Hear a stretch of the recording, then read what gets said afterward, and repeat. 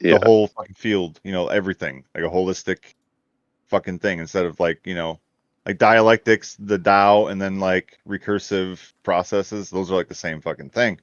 So it's like we got 3 different groups thinking about the same shit, but they're not like in dialogue with each other, I would say, and potentially. Yeah, so what can we do? I mean, what pillars are we going to use? Like Patrick, right now, what pillars are you using to maintain, this current structure that you have? Like, what would you say are the strongest stable points in your system that you have? Well, which system for what are you referring to exactly? What you're trying to do? Polymath Park integrated with what you're already doing. Well, yeah. Okay, so for this group, it's centered around cognitive science. If I can get people on the know that, and philosophy of mind, and just basically what's in the title, ethics of like ethical care and how that impacts psychiatry and psychology, and also politics and how all that overlaps with politics, and trying to keep it centered on those concepts, but they're also just such huge concepts. Like you inherently have to get into the history of philosophy and all that. Yeah, those are. I mean, that's difficult to do because when you're looking at those domains, the way I see them, I see a category, which is the one. You can say cognitive science is a strong one, and a lot of the processes or a lot of the domains that you're trying to wrap that around, for me, they're subsets.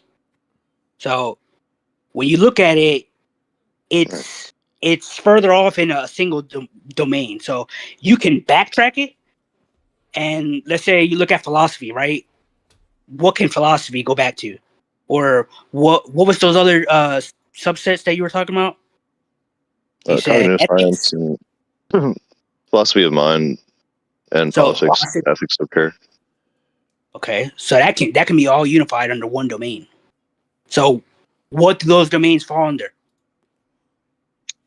What current understanding? Is it psychology? Is it a specific science? What? So that's basic human care. Neuroscience. Okay, that works. Neuroscience. Neuroscience is a great pillar. So we do cognitive science, neuroscience, and what else? Like now neuroscience, are you wanting like the philosophy of that is hard to break down though. Yeah, that would be the case. So there's actually, I have a book called Philosophy of Neuroscience, and it's quite dense, but that's from 25, 30 years ago, and I need to get an updated copy of it. There's been a lot of writing. All we're looking is for stability. This is a joke. Cognitive science is hi, everybody. We call it psychonauts. Yeah, I mean, cognitive science is extremely rigid, but it works. Neuroscience as well. So now that we have 2 pillars that are extremely stable, now we introduce the abstraction. What can we do to unify these 2? So we can use category theory principle, where you're looking at a single node, or you have to do it backwards. So you'll have to separate it. That's going to be hard to talk about, so I won't do that. I got too much to say, God damn it. Yeah, but why don't we let Brandon speak? No, not that. No, I'm just saying, like, okay, so what problems even constitute philosophy of mind anymore? Like, right? Like, is it just a hard problem? Or it's also like, oh, what exactly is the brain doing? And I don't know. Are we trying to expand on it? Yeah, like fundamentals of those fields. Yeah, I mean, we're trying to find nodes between all these and interdisciplinary approaches. I guess you include like sort of like linguistic views of like the subject and shit like that. Symbolic order. But like psychoanalysis is what I was trying to say. Like, dude, that's where I'm fucking going now. Like, I don't know. It seems like the best fucking route. Like, just straight up. But, okay, so that's sounds one. Like on the broader that's view, unverifiable. The evolution of human experience and perception. Yeah, human cognition. Yeah, that can all be summarized under cognition. That's kind of new cognitive evolution. I think that's you're all looking at everything, not just a singular subject. Y'all are all worried about multiple things at once, juggling multiple balls. Yep. Well, it's just different perspectives. Which is why we're trying to compress it down to 3 domains, because I'm trying to keep it like 3 to 5. Those are those are my areas of semi expertise, or at least what I've put a lot of study into and research. With the so I think it's in the group title. Yeah, cognitive science, philosophy of mind, and ethics of care, and politics. And with that, you get history of philosophy and meaning systems and all that. But those are kind of 4 major umbrella categories that within each of those you have to get into more history of psychology, history of psychiatry, how pop culture emerges, how pop psychology emerges, and how different groups think about each one of those. I've been trying to approach this with just going through 1 or 2 of the pathologies, or one or 2 of the terms that we're using most commonly now in our meetings. That's been pretty productive so far, I think. Also, Yeah, I was definitely going needs to to add go like a lot further. a gray area, sort of like systems theory, fucking dialectics, and I guess you could say math, because it's almost like a representation of all that shit. It's like a different form. What else? Like I would say that these are that's like a gray subject area, because it can apply to anything, right? I guess like an ontology too, Oh, definitely ontology. Yeah. Right. Oh, Yeah, so like You got a spirituality section. that spirituality section work too. There's so many. Oh, There's so yeah, many well, ways we can Yeah. connect it. yeah, spirituality is like the tying thing between metaphysics and fucking psychology, I feel like. I don't know if that vibes, but To meaning, man. Spirituality captures meaning. oh, for sure, yeah. Connection. I've seen some people, that they follow, the extreme spirituality, and I'm like, whoa. Well, connection yeah. is a core component of the human experience. I mean, that's what we all strive to have. Is unless you're Mhm. antisocial, it's connection. And even antisocial people. Yeah, exactly. We see that down to the cellular level. Yeah. I mean, cells they break themselves just to look for other cells. I mean, that's literally what The cool thing about the internet our these underlying days, mechanism is. the internet may keep normal people away from each other within their community, but it does build communities of like-minded people who would never meet each other. Yeah. Mhm. I think that's why this group was made to begin with, right? Is how something like that begins. I mean, Exactly. look at all these groups. They start off in little groups like this. But I mean, we all have to be willing to put in the work and to be able to realize it. What we have here is sort of like a mental whiteboard, which we all share, essentially. Yeah. Well, it's not there all the time with other people. That's like our wavelength. But if it becomes if it doesn't have other influencers coming in, it will become redundant, and it has potential to become corrupt based on. I like to talk new things personally. Yeah. Yeah, if we don't have checks and balances. Try not to stay the yeah, same. we have to have that checks and balance, because That's what I'm saying. When it's getting too static, right? And we've had that in the group. Oh yeah, like when y'all talk about Trump, it's all the freaking dynamics. hilarious. Y'all go like I'm not nothing against it. Y'all just go in. I think it's good, but we also have to keep that shit in order, because if we continue to allow that spirit, keeping it in order care. in regard to what though? Because there's people who are their lives are at stake because of shit that he's saying. So no, for sure, and that's what I was saying. That's not the issue. It was more of like people get so ecstatic about a certain subject that the entire conversation gets derailed and everybody talks over each other. Oh yes. Mm-hmm. It's not the actual issue at hand. It's the issue of excitement between everybody. Mm-hmm. Yeah, and sometimes triggers as well. Sure. A little bit of childishness is needed to remain mature and like objective. There's got to be like a that goes all the way back to the point where I was talking about if you view yourself outside of your body and just realize that you're basically in a game. Like, yes, it is an opinion, but like, it's, what I mean? It's not something. It is something imposed on us, a natural game. Yep. Yeah. Like you can control it, but you can't control it. Just find out your degree. Yeah, exactly. You can't pick your character status and your settings at the beginning, but you can develop skills and tools. Yeah, I was watching Midnight Gospel the other day. Y'all seen that? Where he like launches into characters in simulations, and they've got like charisma values and different shit. Like different archetypes or what? Yeah, basically, like this guy is a fourth dimensional being. He's launching into different humans, and they have different charismas and different, like you can see them. Yeah. It's just funny. Fuck Because you, like that's Wally. probably what a fourth dimensional being would see. You know what I mean? The levels of all chemicals and all beings at all points. Are any of you under the age of 25 in here? Negative. Nope. Okay. That was kind of, that's kind of the resounding thing that I'm noticing is the ability to have constructive conversations significantly goes down when it's somebody who's under the age of 25. And I think that that's because they're still so influenced by their I agree. Me and Patrick, origin, whether Grownness.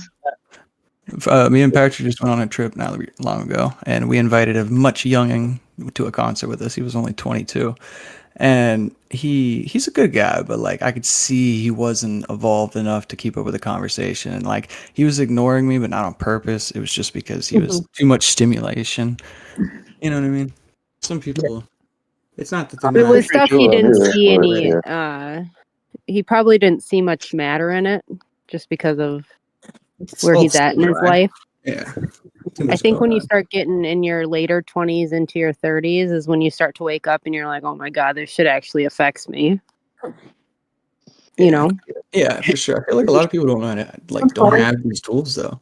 Like they're really oblivious and just going through life without any of these tools that we have. Yeah. Yet.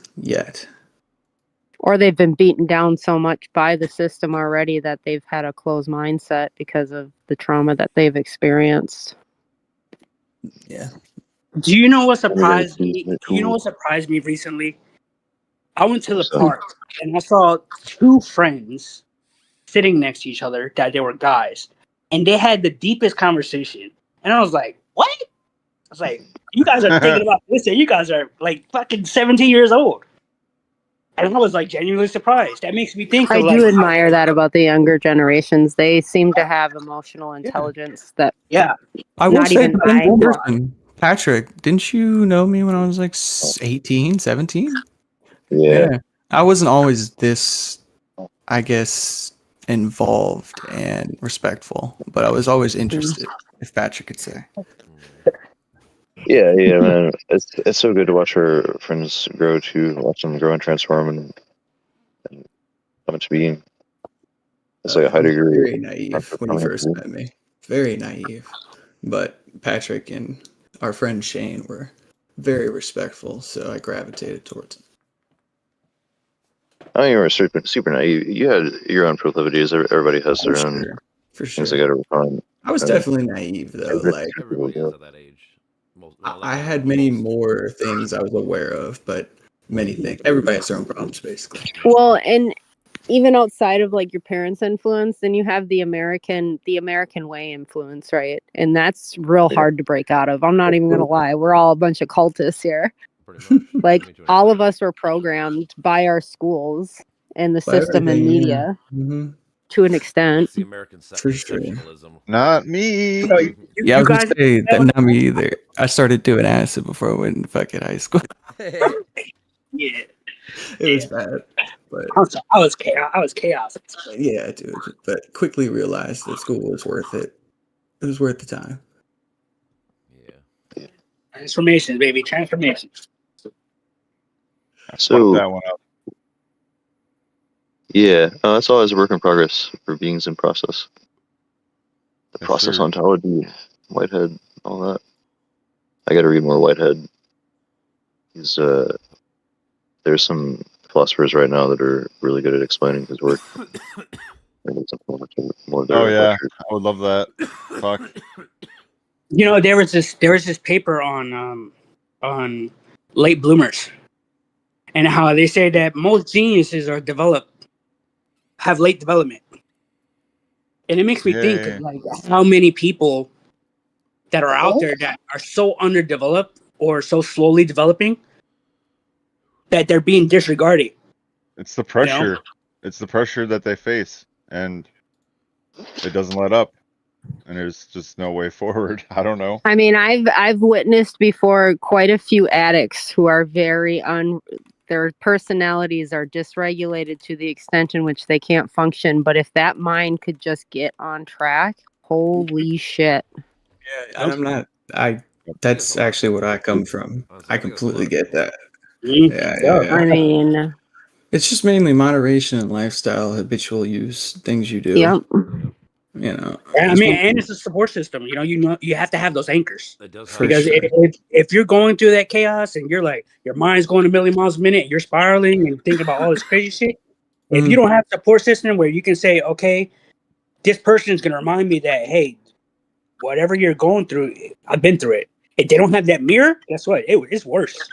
Yeah, it is. It Because, was like, so a lot like of people don't have that, and for me, it usually comes to like either substances or activities or friends. You know, hopefully Yep. friends. Hopefully friends. That's usually what it is. Mhm. hey, you gotta keep pushing it, man. We have to look for connection. A lot of times we wait for it, but we really have to push it, and it's uncomfortable. You know, but you put yourself out there, and you're gonna get that connection too. And maybe that I'm leads to the- other anchors. You know, other I'm support. the feel like- philosopher and the meme, smoking a cigarette, fucking with a bottle, but it's not a bottle. That's- Bro, yeah. that's me right now. I think this is the first time I'm just gonna let everything come to me. I'm not. That's actually what I was gonna, about to say. I was about to That's say right. it's not really like going to it and wanting to be involved. It's wanting to be involved, but letting it come to you. because I've It's been like- working hard my entire life, and really all it's ever done is led me on a path of a false ideology, I guess I'll say, instead of just honoring my true self. That's what you need to do. Always follow your instinct, your guts. Yeah, sit with it and fucking And you have to also take let your advice. intuition recalibrate. You know, I when mean, you you learn also have to be to- submissive. Got my and- nervous system here Yeah. real quick. yeah. No, I get you, Patrick. It comes with the intuition of trusting yourself. When somebody says something truthful, your higher self will instantly know it's the truth. No illusions will be shown. Yeah, it's as if we occupy two mirrors. We talk about other people being a mirror to your unconscious, but you have this internal mirror, but it's often distorted by your ego and preferences and biases For sure. in your Yeah, entire it's a ecological mirror. system. And Mhm, other people's everything. mirrors, they're much clearer. And it gives you. They're also painted by their own biases, and the more practice you have with Oh I yeah, guess and cleaning your not internal everybody's allows perfect. you to see both. At best, Do you know who I'm sorry, I interrupted. Yeah. I'm so I You continue. good. You good. Sorry. Yeah, No, you're good. I was I'm trying to so mention bad at metaphor that. word. I'm so sorry. that's all good. No, you're good. I mean, I was trying to say something with like cleaning the mirrors, or like working on your own mirror internally. That allows you to see others' advice, Yeah, see you others' look- mirror better. But For sure. It's about sitting in that distortion. You know, I think I like the It's like cleaning the bathroom, man. It just feels good. I like the Right. idea of the there's universe. like talking mental about, hygiene. like, People use that term, mental hygiene. Yeah. don't want to do it, but you know you need to. Yeah, it's like cleaning the house or anything. It sucks. I always tell my kids the same shit. Like, you think I want to clean the house? No, I don't. But guess what? I know it has to be done. And then once it's done, you get the sense of accomplishment, and it feels good just to fucking know that everything's cleanly and nice and fucking organized. For sure. Something I found too is like, you know, I don't know if telling your kids this helps, but like my parents helped me with it. It was like having your money in order, having your things in order will have your mindset in order, you know. The less things that you have to worry about, the more, you know. So many people have so many things displaced that now they have more things to think about. But if you actually have everything done, that's what I was telling you all about with weed, how most people smoke weed and get anxiety. It's because they don't do the things they need to do before they sit down and relax. Or It's they true. just have, or honestly, they probably just have really bad anxiety already, and then when they smoke, it just True. Because like, That is true. yeah, But I've worked with a lot of people, man. Like not just personally, yeah, and if you don't have any like crazy dispositions, and you only get anxiety from just weed, yeah. then yeah. But if you have anxiety bad to begin with, for I- sure. What I would equate that to personally is I think that like people like that are like control freaks, and once you get high, you like lose control of like your brain. Oh, yeah, or it's- something Yeah, for them. that's me. Yeah, and then showing you things, and you're like, Yeah, like, I'm not mm. prepared for that yet, bro. Leave me alone. Yeah, that's what most psychedelics do. Mhm. Oh, Yep. for sure. Yeah. like, bro, are you trying to fuck with me right now? And then it responds, yes. And it's yourself too. That's what's funny about it. You're like, are you fucking Yes. me? And I smoke nearly every day too. That's what I'm I'm working fighting on that now. good fight. Yeah, see, me too. Weed is a That's- ladder.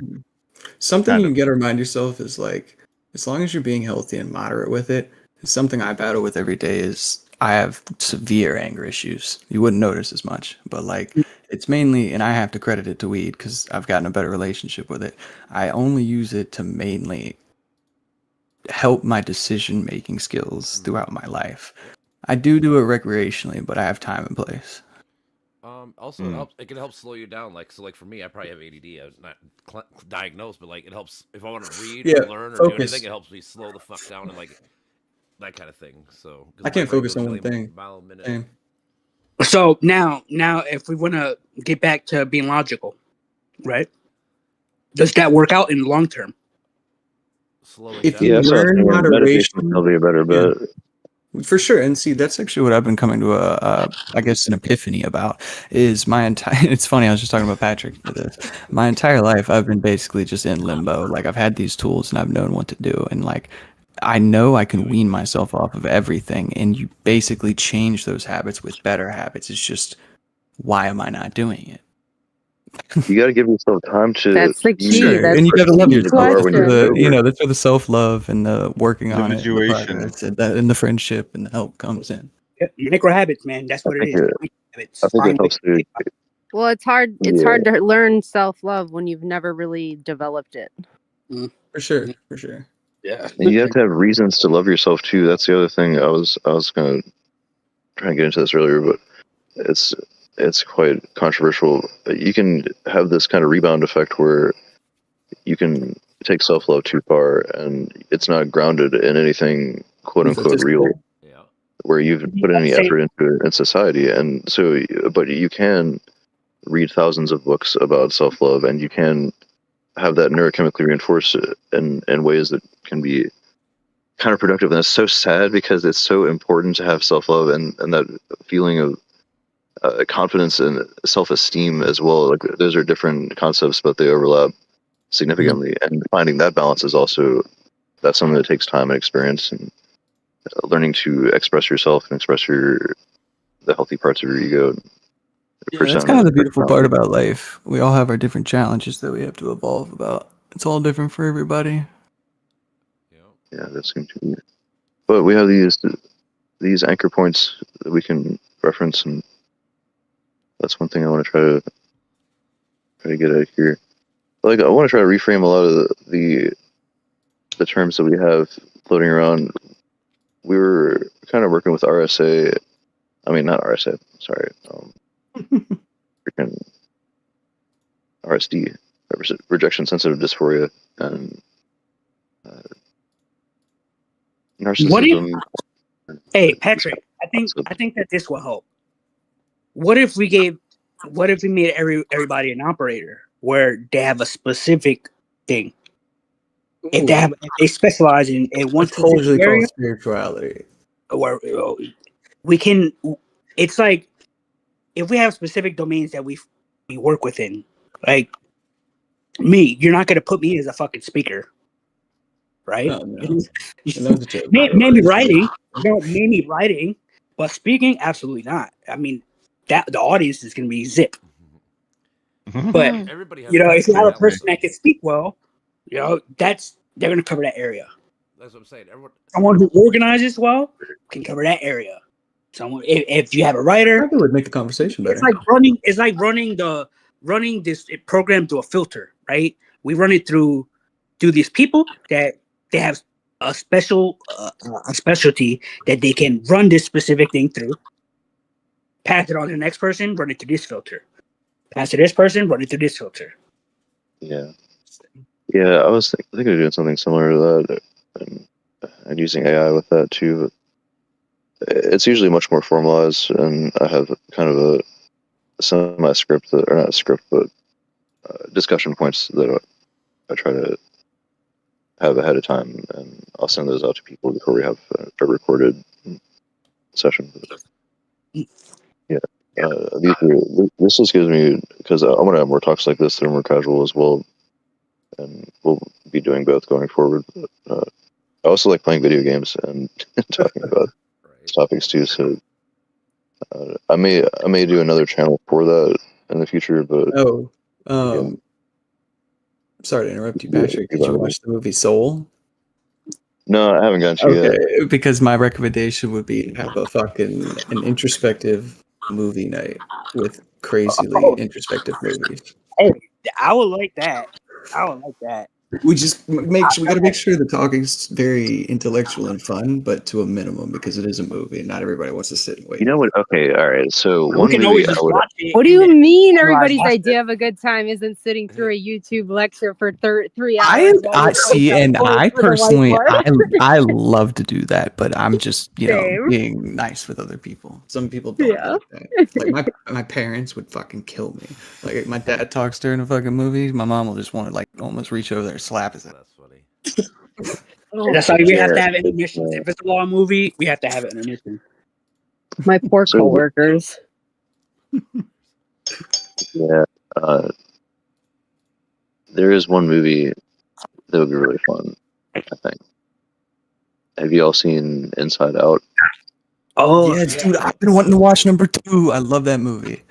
Dude, I'm not gonna lie. When I watched the first one, I kind of cried, dude. What? That movie was emotional as fuck. If you didn't cry, yeah, man. All right, so one of my most... Yeah, so one of the... it's got a lot.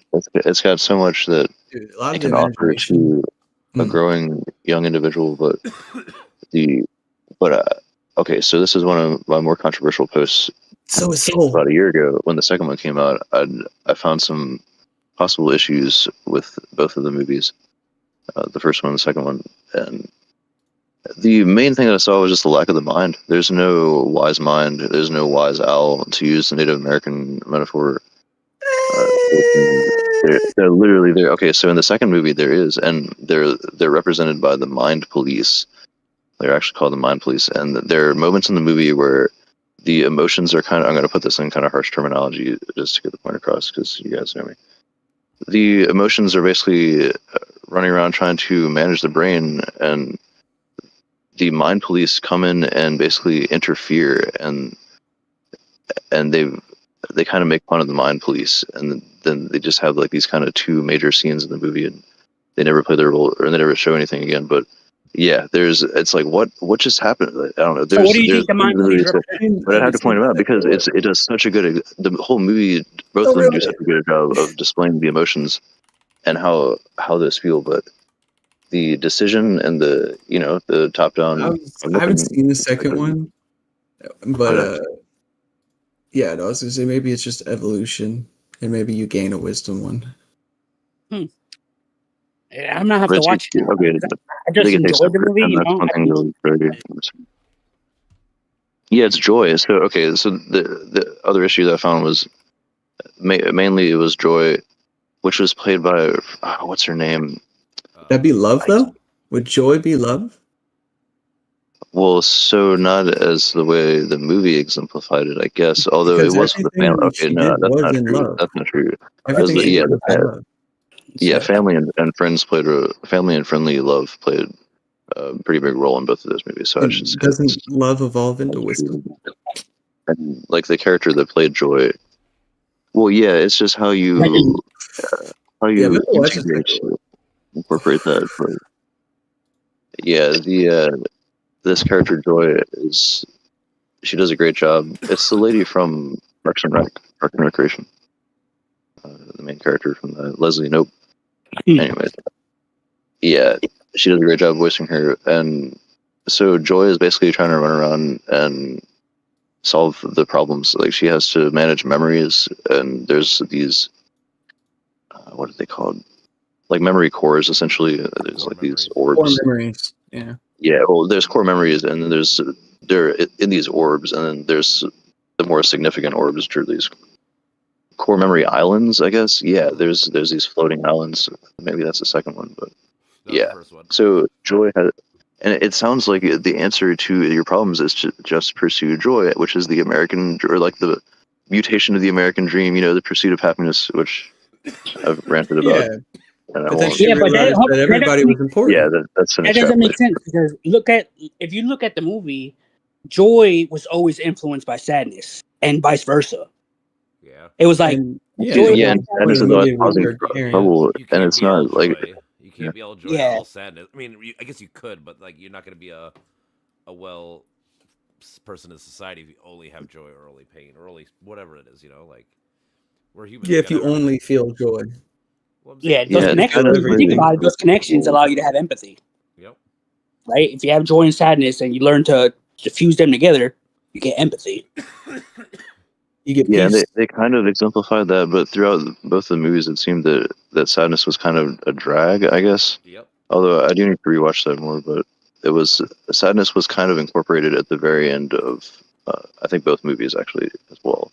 The first If one, I'm I not think mistaken. she was incorporated as being a drag to her, but then she realized she was so important Yep. to the Yeah, and there's developing some of the human that it was needed for her to be thinking beyond herself, beyond just joy.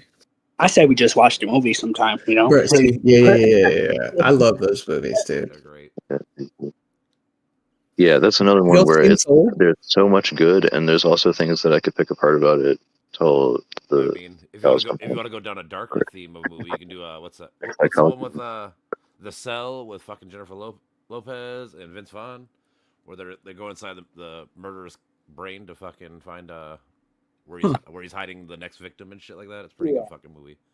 I don't think I've seen that. No? Oh man, I it's like- like probably like 2000, 2001. It's a great movie. Yeah, I I'll be remember down. that. You do remember that? Okay, thank God someone does. Yep.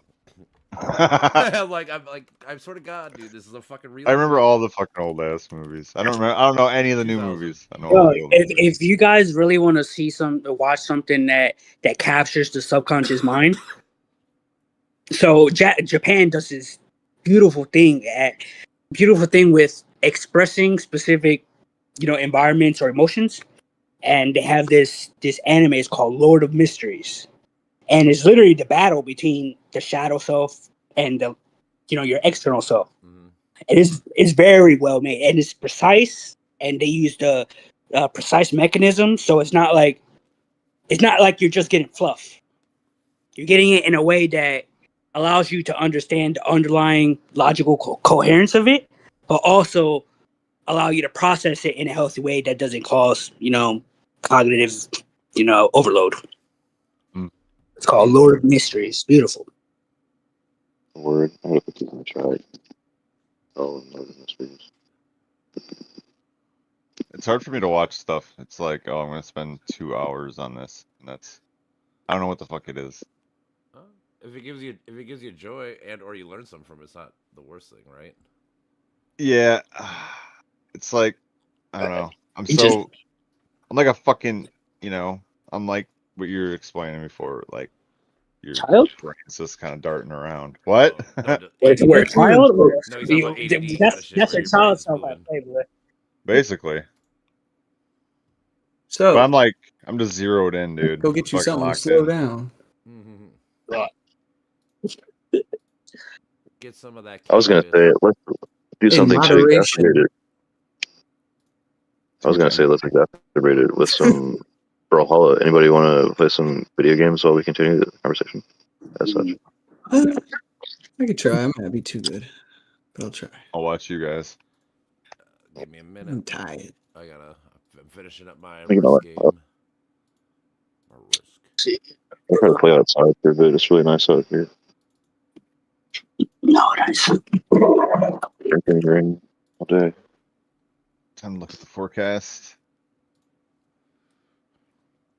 so. Do I hear crickets in the background, Mm, or is that just me? Is it mine? I don't know. I don't hear crickets. I It don't might be mine. That's just I'm me pretty sure personally. it's mine. It was for me. I had we got cicadas all over the place here in Virginia, It's probably what I'm hearing. and I think it's super low. there's- Like, you can hear it, but it's there. Oh yeah, they're in all the trees. I think it's their what is it, a 7-year cycle? Or no, it's some kind of prime number that they have like a huge brood or Oh, I whatever. looked it up. You know what I'm talking about? More than that. I don't know why I'm Is it saying 21? 17. It's one of the, or it's based off of prime numbers. It might like alternate between. Oh, is that how it is? Yeah, I think that's right. Data cycle length. 13 or 17 years underground as a nymph.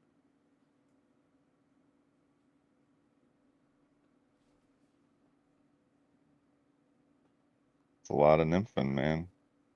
This is also important information. It needs to be recorded. Right? People need to know about the epidemic of cicadas. It's the east coast of the United States. Oh, that reminds me of like a scene in Sherlock where, he said he deleted the fact that the Earth revolved around the sun. Maybe I said that before. Wait, which Sherlock are you talking about? Benedict Cumberbatch. So like in the show. That's cool. Yeah, he said he deleted like a fucking common fact everybody knows. Yeah, there's another one called Elementary. No, that one's just Sherlock. Yeah, it's Yeah, Sherlock. that's- Yep. You'd probably like that. He's really good in that, dude. Yeah, they were all good. Honestly, I liked all the Sherlocks. Yeah, all the genius fucking puzzle solvers, those are always fun. Have you guys ever seen Soft White Underbelly? Nope. Soft Yeah, White I like Underbelly, I've the- never heard of it. He interviews people off of Skid Row and stuff like that. No, Continue to feel, what's the term, melancholy or homeless sex workers, drug users. Yeah. No, it's a little bit controversial. I don't know if I very much enjoy the host. I feel some of his stuff's exploitative. However, if you look at Rebecca's interviews, you can tell she's like a perfect example of a genius trapped inside of a mental illness. And then What's your name? what else was I gonna say? It was completely random. Well, yeah, I trained my brain to fall asleep to brown noise. nice? It's kind of like morphine. As soon as I turn it on, within like 30 minutes, I'm out. Oh, isn't that the opposite though? You're supposed to use that for focus, from what I've heard. Puts me right to sleep. I mean, Trash. Dang. Maybe that's all I need to sleep. It's just gotta focus. Hey, what was that? What was that girl's name you were saying? Rebecca? Rebecca. Wait, It's a who's the man host? though. I mean, Oh, it's a man. she, but Oh, like respectfully, I mean, she wants to be a woman, so that's why I refer to her as a woman. That's her identity. Oh, yeah. I know. are you one of those? That's No, what I saw the picture of it. Hey, let's see. I don't really care. Was What it the like- fuck But they like do. you see, there's many different interviews with her, and she embodies a different personality each time. But she's a genius. When you listen to what she's saying, Obviously, her energy is going in directions that they wouldn't otherwise. it's hard for Right. her to keep track because she's on drugs. But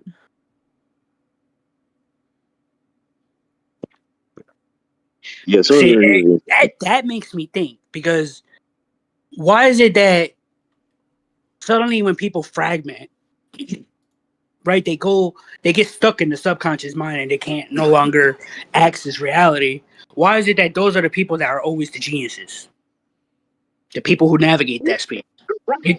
I think it's out of a search for survival. I think that Rebecca, from a very young age, was put in positions in which she had to. Expression? Need for expression? So she dove in. Yeah, I don't know. It You got was, giga brain. You need to go somewhere. yeah. I mean, she knows movies like no other, and pop culture and stuff like that. Her jokes are on point. Oh yeah, dude. People just don't understand. Everybody's just a fucking person. Just a fucking human being that's feeling and trying to fucking make it to something. And the unique combination of all of their experiences. I mean, yeah, everybody has unique methods of becoming better versions of themselves. that they have to discover on their own, and these models that we present, yes, you but can say also it's accepting where they're at, and if that is their highest calling, then it's fine. You know, like we don't all have to be perfect. No. I think that's the hardest thing to accept as an American. You don't have to be exceptional to be worthy. And I mean, half of these people, they don't even know what it's like to experience something like that. So how the hell can you try to fix someone without understanding what they've been through? It's like you might be skipping so many steps. Like you're telling him to do this, and like you used to have so much other shit to deal with. It's like walking someone back in the dark. Yeah. You think that's gonna work? It's not. Like how Well, and I'm give such a people these detailed tools? thinker. Going to a traditional school, it really it kind of suppressed my ability to learn, because the stuff they were teaching me, they would do it on a broad scale, and I needed to understand the intricate details first. Yeah, that's the problem with school. School only goes fucking a mile wide and an inch deep instead of inch wide. They couldn't tell me why Well, within the intricate details why it was the way it was, and that's when I dismiss it, because if I don't understand it, I don't care about it. I feel like it has to connect to reality as we see it. For me, Yeah, probably. Like this alignment, or it's the internal. I think it's the internal alignment, because I mean, at the end of the day, we're trying to look for a justification that satisfies our internal infrastructure, right? It's like we're looking for that specific piece of information that's going to fill this specific area. Understanding requires connections, associations, more than one thing. Exactly. So we're looking for those fragments to make wholes.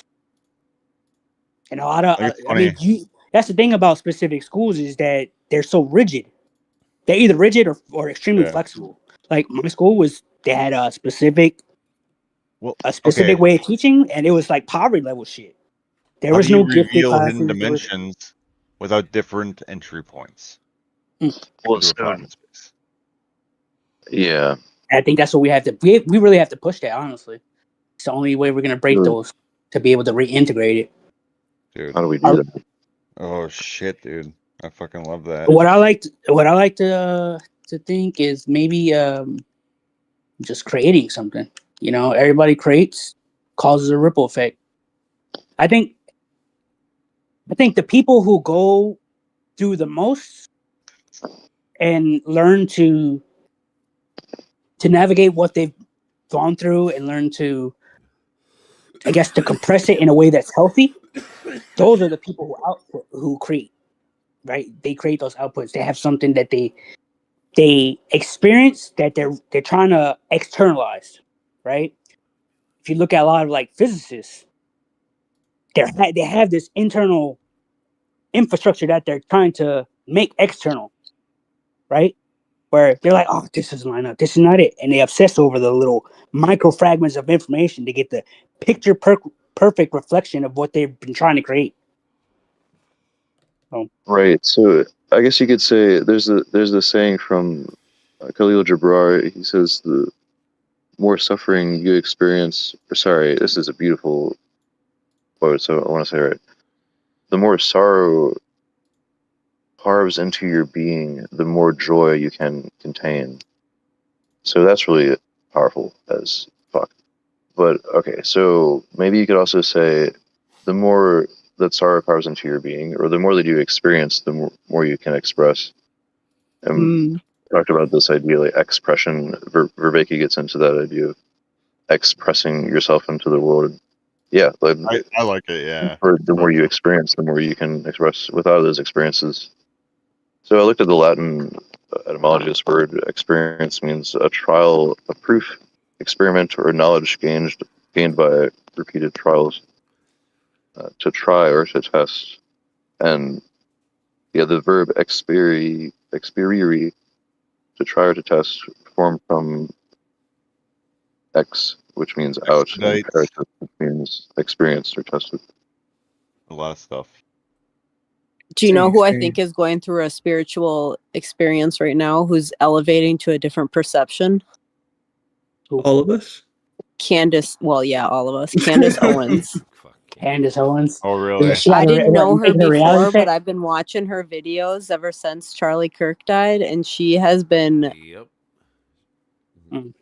I mean, his death has awoken like a that fear in her. That's what it is.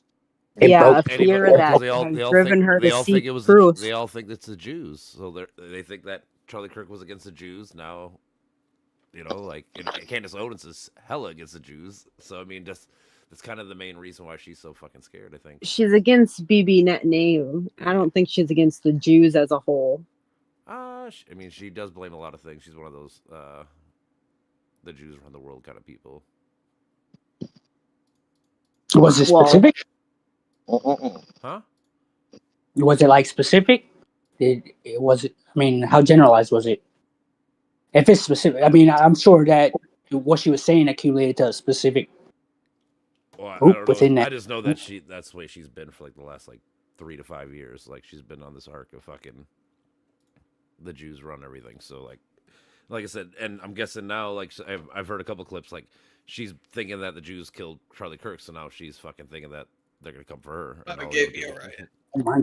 Oh shit! I'm looking at the wrong person, idiot. Well, I mean, if they didn't directly, like indirectly, they are the ones. They are the ones pumping this whole extremist ideology through our social network, through the technocrats. Honestly, you can blame them, and you can blame them some. Honestly, I blame Russia more than anybody. Russia's been the one fucking making bots and shit. Like they've been caught doing this a bunch of different times. So Russia. I guess you disconnected. But it's also the technocrats who allow it to continue. I mean, true. It's their privately owned social media. They have the ability to do things because they've already done it to Myanmar. They caused a genocide over there with the Muslims. Mm-hmm. They know what their technology is capable of. And we're seeing it play out in real time in Israel, in Myanmar. Yeah. And all while that's going on, the entire Western world is completely oblivious to what's happening in South Sudan. And it's fucking sickening. I know. Yeah. And it's all because they control everything we see, how much we see, everything. True. So they're definitely not no saints. I'm not trying to say that. I just know that. We caught in Russia fucking doing shit to our stuff. So, like, they're always the number one fucking, like, enemy to me. Well, evil knows no borders. So, I mean, that's... Yeah. The worst parts of humanity are at the top right now. They're predators. They don't care.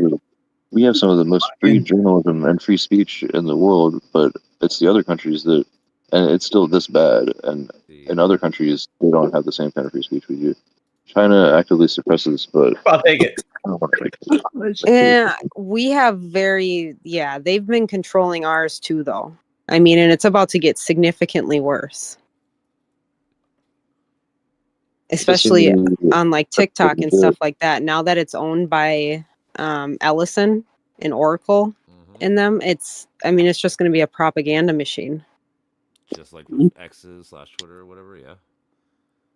Isn't it? Yeah, it's all of it. Weird that all the richest techno people are all the ones buying up all the news people and shit like that. Like it's just, and people don't see that that's a problem. It's supposed to be normal that like the 5. Yeah, well, Ellison owns all of I think it's Universal Studios now. Yeah. And ABC. And now he's got TikTok. He's got. I mean, it's not a joke. No, I know. These people are looking to take over and do messed up social experiments on us through social media manipulation and brainwashing. It's already happening, though. That's the thing. It's not. I know it is. I mean, why do you think we have so many school shootings? I mean, let's be real here. How does that breed foster? Like, how does that hate breed? How does it fosters an environments on the internet? Part of it is that we have copycat people because, like I said, ever since Luigi Mangini, whatever, fucking carved fucking things into the bullets. Now almost every school shooter has that thing. Like. So a lot of it, I think, is you're mentally fucked up, obviously, and shit like that. I don't even think it's that. I think that lately the FBI has been lying to us, especially with Patel in there. Yeah, for sure. Well, every school shooter now, every shooter has a fucking thing carved into their bullets. It's dumb. Good shot. It is though. I mean, but that's the thing though.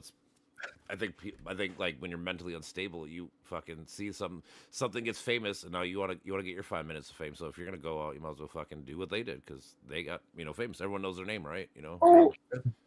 Yeah, and Well, how with did they Charlie Kirk- foster those Charlie Kirk did ideas one and all thing. that? It's because they went and they had an area in which it could. Yeah. There was It's hard to bacteria say out if there, and people they wanna found be- it, and it was a perfect Storm. environment for it. Yeah. Hard to say if Like people Nick Fuentes Mhm. and his little incel cult. The grapers and shit. Oh, I already know, dude. They're horrible. All that shit. And the thing is, they're openly racist and all that kind of shit, and nobody cares. Like that's what's funny, crazy. And they're just one group. I mean, you guys are on Discord. You know how many different little groups could exist on here and do exist. Yeah, for sure. I mean, I've been to some of the worst. I don't know if you guys have ever heard of God Gang or any of those Discord groups, but they're terrible. I mean, I've seen people shoot people on live, like on Discord, and people dying in overdoses on Discord. It's happening out there. It's just it's Why? not talked about. And it's also across like borders. So when people are encouraging people to commit crime and they live in a different country, it's You don't see the direct impact. Yeah, it's hard to know where the narcissism and where the attention seeking comes in, because you have Charlie Kirk's assassin. He had a stand-in or whatever. He had somebody stand in for him, pretend to be him. And Luigi Mangione, I mean, he ran. Like most of these people, like school shootings are different, I guess, but they want the message sent, but they don't want recognition, perhaps. But maybe they do. Who knows? Because it's so. You can't see into their psychology. Most of them don't know it themselves, that's just it. A lot of the psychology. They're so internally mixed up that I think it causes them pain. I just killed myself. Yeah, that they need to express outward, and they choose to do it in the worst ways possible. Yeah. Well, and encouraged by the internet. Do it, Yeah, that's their a lot of main people source. who go to that pain, who do that crazy shit. It's like, hey, I'm gonna show you exactly what I've been through. Mm-hmm. Well, the inoculation shooter was posting on social media before he even went to that mass and shot up, and he was encouraged to prove that, Oh yeah, there's some of that shit too. Fucking, wasn't it the one thing because people somehow lose this ability to realize that these people are real and that the people that they live around are real. Yeah. This might be the internet, but the consequences of what that person does might not be. Mm-hmm. And that's exactly what's happening in our political system too. You might believe something and want to perpetrate something on the internet, like being a hardcore right-wing activist. Mm-hmm. But all you're doing is trying to be a groupie. And in doing so, you hurt yourself. And you hurt the movement Oh, too. most definitely.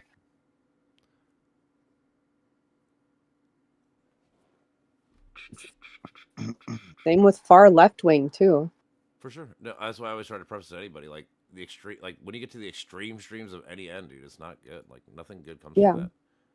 But that's what we reward in our culture with social media is the loudest, most controversial bullshit. Somebody calls themselves a tanky, then they're probably there's something off of them. That's on people and shit like that. Yeah. Yeah, they're all stupid like that. Once you get to the extremes of all that shit, you lost the plot. Yep. Yeah, that is the case. How do you prevent extremism?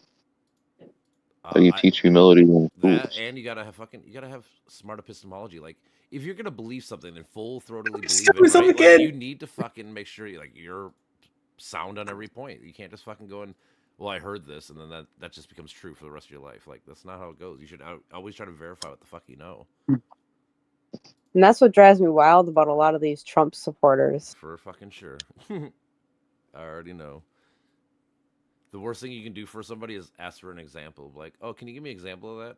Well, I don't know. Like, oh, okay. So you don't actually know. You're just saying it. They'll pick like a little vein of it. For sure. Not even like the main artery. They're like, well, they do what Christians do. You said goldfish are bad, but Cheez-Its are good. because they do what Christians do to the Bible. They fucking cherry pick all the parts that are good and bad. Or like with Christians and science, so they hate science a lot of times until they get that one thing. Like, oh, did you see this thing? This proves that God's real. Like, bro, you told me science is bullshit for like the last 20 years, and you're gonna tell me this one little factoid is the true now? Like, okay, like. And lately, I've been venturing into these different areas within the TikTok lives because with these lives, it's got so many different peoples from so many different lives, and this like rhetoric on on all nationalities, but mostly between black and white. It's like they're so polarized by each other. It's insane. Mm-hmm. Dude, I've never heard so many people say like this happened because of black people or this happened because of white people more than my life in the last like 2 years.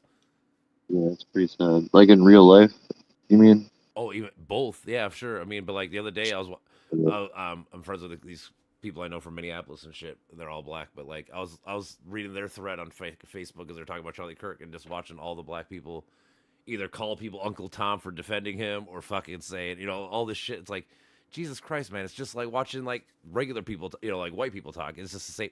Like everybody's the same when it comes to that kind of shit. It's just so funny to me.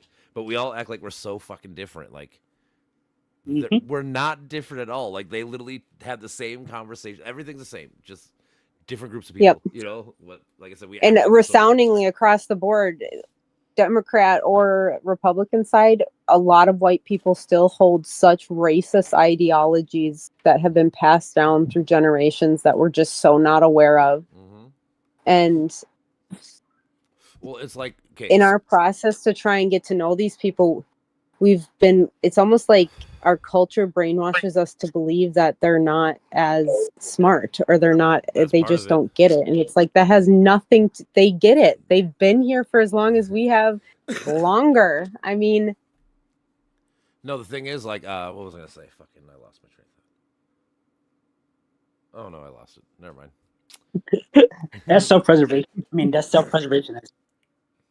Oh, okay, I got it. So I think a lot of people in America, especially, think that we freed the slaves like 150 years ago. So like everything's cool, right? But people don't realize that. Like I always tell people that Ruby Bridges is like 71. She was the first person to go to a white school. Like that shit is like in my parents' lifetime. Like this shit is not old.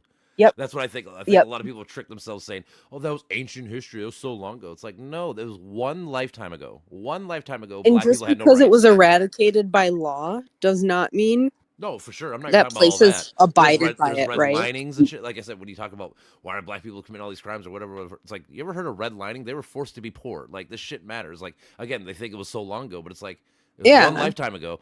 That shit's gonna like if you grew up in a household that only made $10,000 a year for 15 years, do you think you're gonna have the same advantages you would as somebody making 50,000? Same as 100,000. Like, dude, this shit matters. Yep. Like, you can't fucking just say, "Oh, it was a long time ago, no big deal." Like, fuck off. So stupid. Or say that it doesn't exist.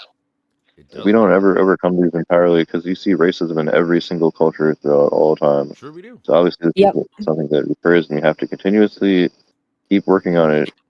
It's not so much suppression as you're trying to overcome it, but there are aspects of it that I guess must be suppressed at some level. It's hard to talk about that.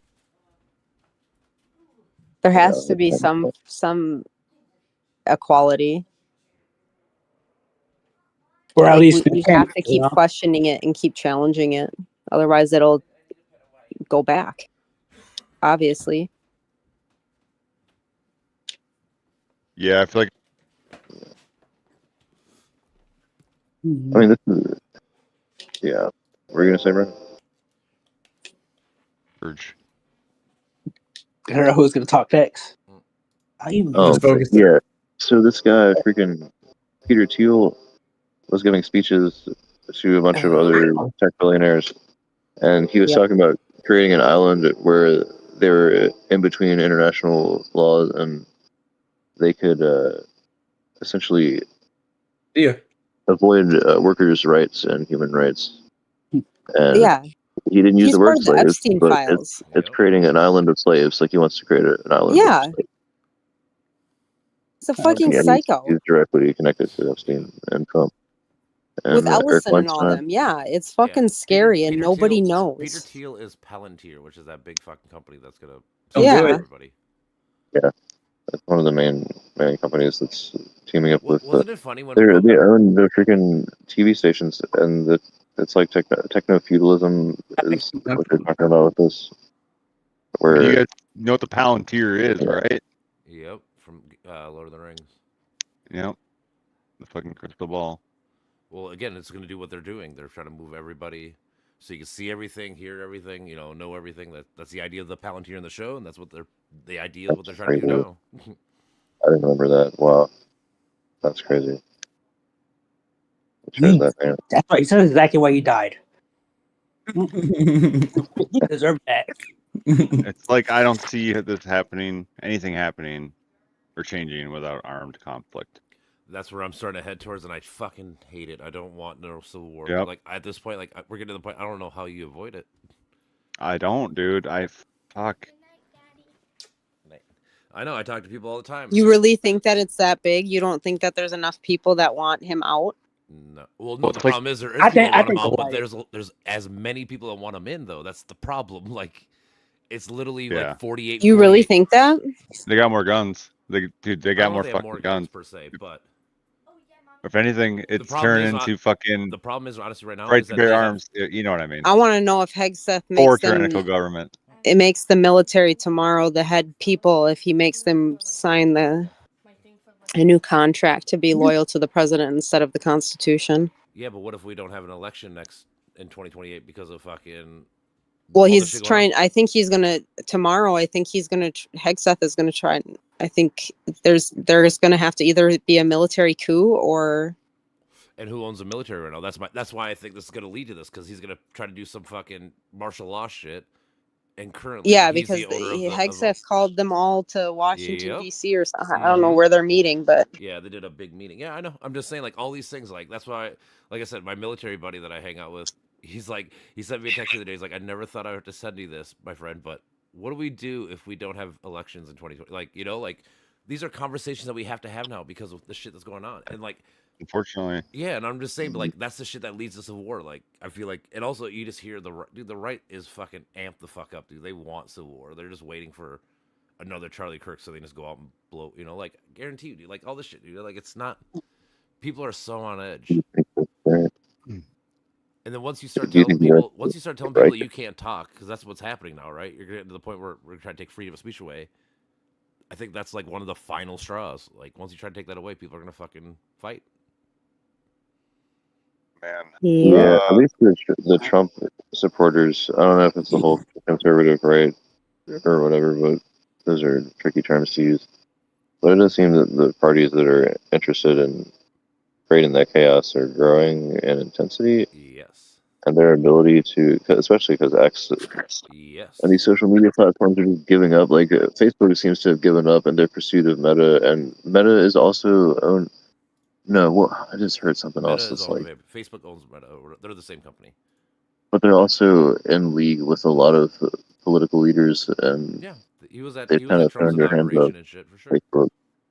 But X has also given up because further they just let Grok become extreme, and I haven't heard anything from Elon Musk since the latest. Well, he's back with friends with Trump. He's not anymore. He came down. He's like, "Oh shit, I fucked up. I gotta go get back with Trump again." Well, let's hope that works out. I'm concerned for whenever we talk politics. I want to try to bring it back to psychology in some way. So, I guess the main concern I have right now is autism. Like they're trying to. I mean, what do you think is going to happen if they actually try to declare autism to be the result of Tylenol? Freaking Tylenol, and I think somebody's suing Tylenol, which is fucked up because now these people are going to sue Tylenol, and Tylenol will probably go out of business. And he's ruined. I think that's going to be the illusion. Ruining that business too. Like he's directly impacting Tylenol as a company by saying just don't use it as much as he did. I mean, but he's targeting women. Period. He's targeting women because that's the only safe medication you can use for fever reduction when you're pregnant. Yep. It is He's true. targeting women. They're saying that use during pregnancy is there's links to that causing problems, but the links aren't good enough yet. There's not enough studies. It's a lot of cherry picking. Like that's what I was getting at Okay. earlier. And wasn't autism recognized like 30 years before Tylenol was even? Yeah, it was fucking like 1910 or 1911, and Tylenol was invented like 1950 something. So like 40 years before. And again, honestly, the thing is, the thing too in general is that the reason why we're finding more autism is because we're looking for it. Back in the early 1900s, they weren't looking for it. You know, like. Well, they're also, I think they're also mistaking some autistic people for it's just screen time addiction. Some of it is definitely for sure. But again, autism. The reason why I don't like autism, and I think some of these fucking parents push for their kids to get autism diagnoses so they can excuse their shitty fucking parenting. Honestly, yes, that's definitely hell yeah. There's so many people that do that stupid shit. That's disgusting. Or they use it themselves. They're like, my child misbehaves all the time, but I'm in an abusive relationship where I'm hit every day. Yep. Why isn't my child acting the way that they should be acting like a child? Cusses at me and swears at me and tells me I'm a shitty mom. Yeah, you wonder why your kid fucking hates women. And your kid's dysregulated? No shit. Oh yeah, so people will also use it themselves. Parents will say, because I have the autism or ADHD, I can't do this and that. Now get this. I had a comment section discussion with someone in a post I made a few years back where there was this lady, I think she said she was in her early 40s, and she was raising a couple of kids, and she was basically just tired of it. And she starts telling me in the comments that she has ADHD, and it makes her distracted, and she's just sick of dealing with it at this point, and she shouldn't have to feel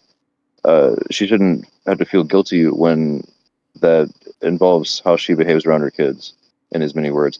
And I responded with her, and I forget exactly what I said, but just doing basic therapy talk, like, do you think that's the best way to handle that? Do you think that there's other ways to look at this, so on and so forth? And she actually responded with empathy and like the best response you could possibly give. She said, "Wow, you're really right. I need to re-examine the situation and think about this differently."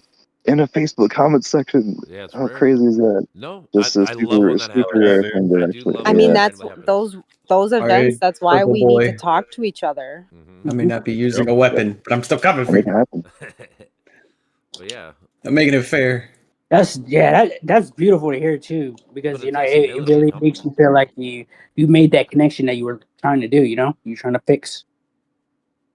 And that's what social media should be used for, is bridging those gaps. Yeah. I mean, you have to be able to transition someone from fear to curiosity.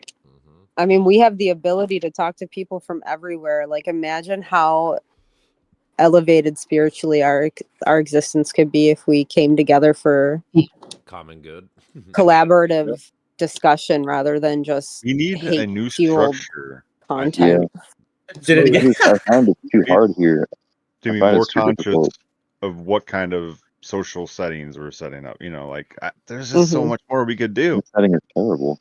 I think the social media setting is not. We are not face to face enough, and we're not collaborating enough. We're not meeting in the same fucking plane. You know, like. Well, that's the whole point of this whole selfish culture is this individualism that doesn't allow for community, which is community is a core component of human experience. No wonder we're lonely. No wonder we have issues.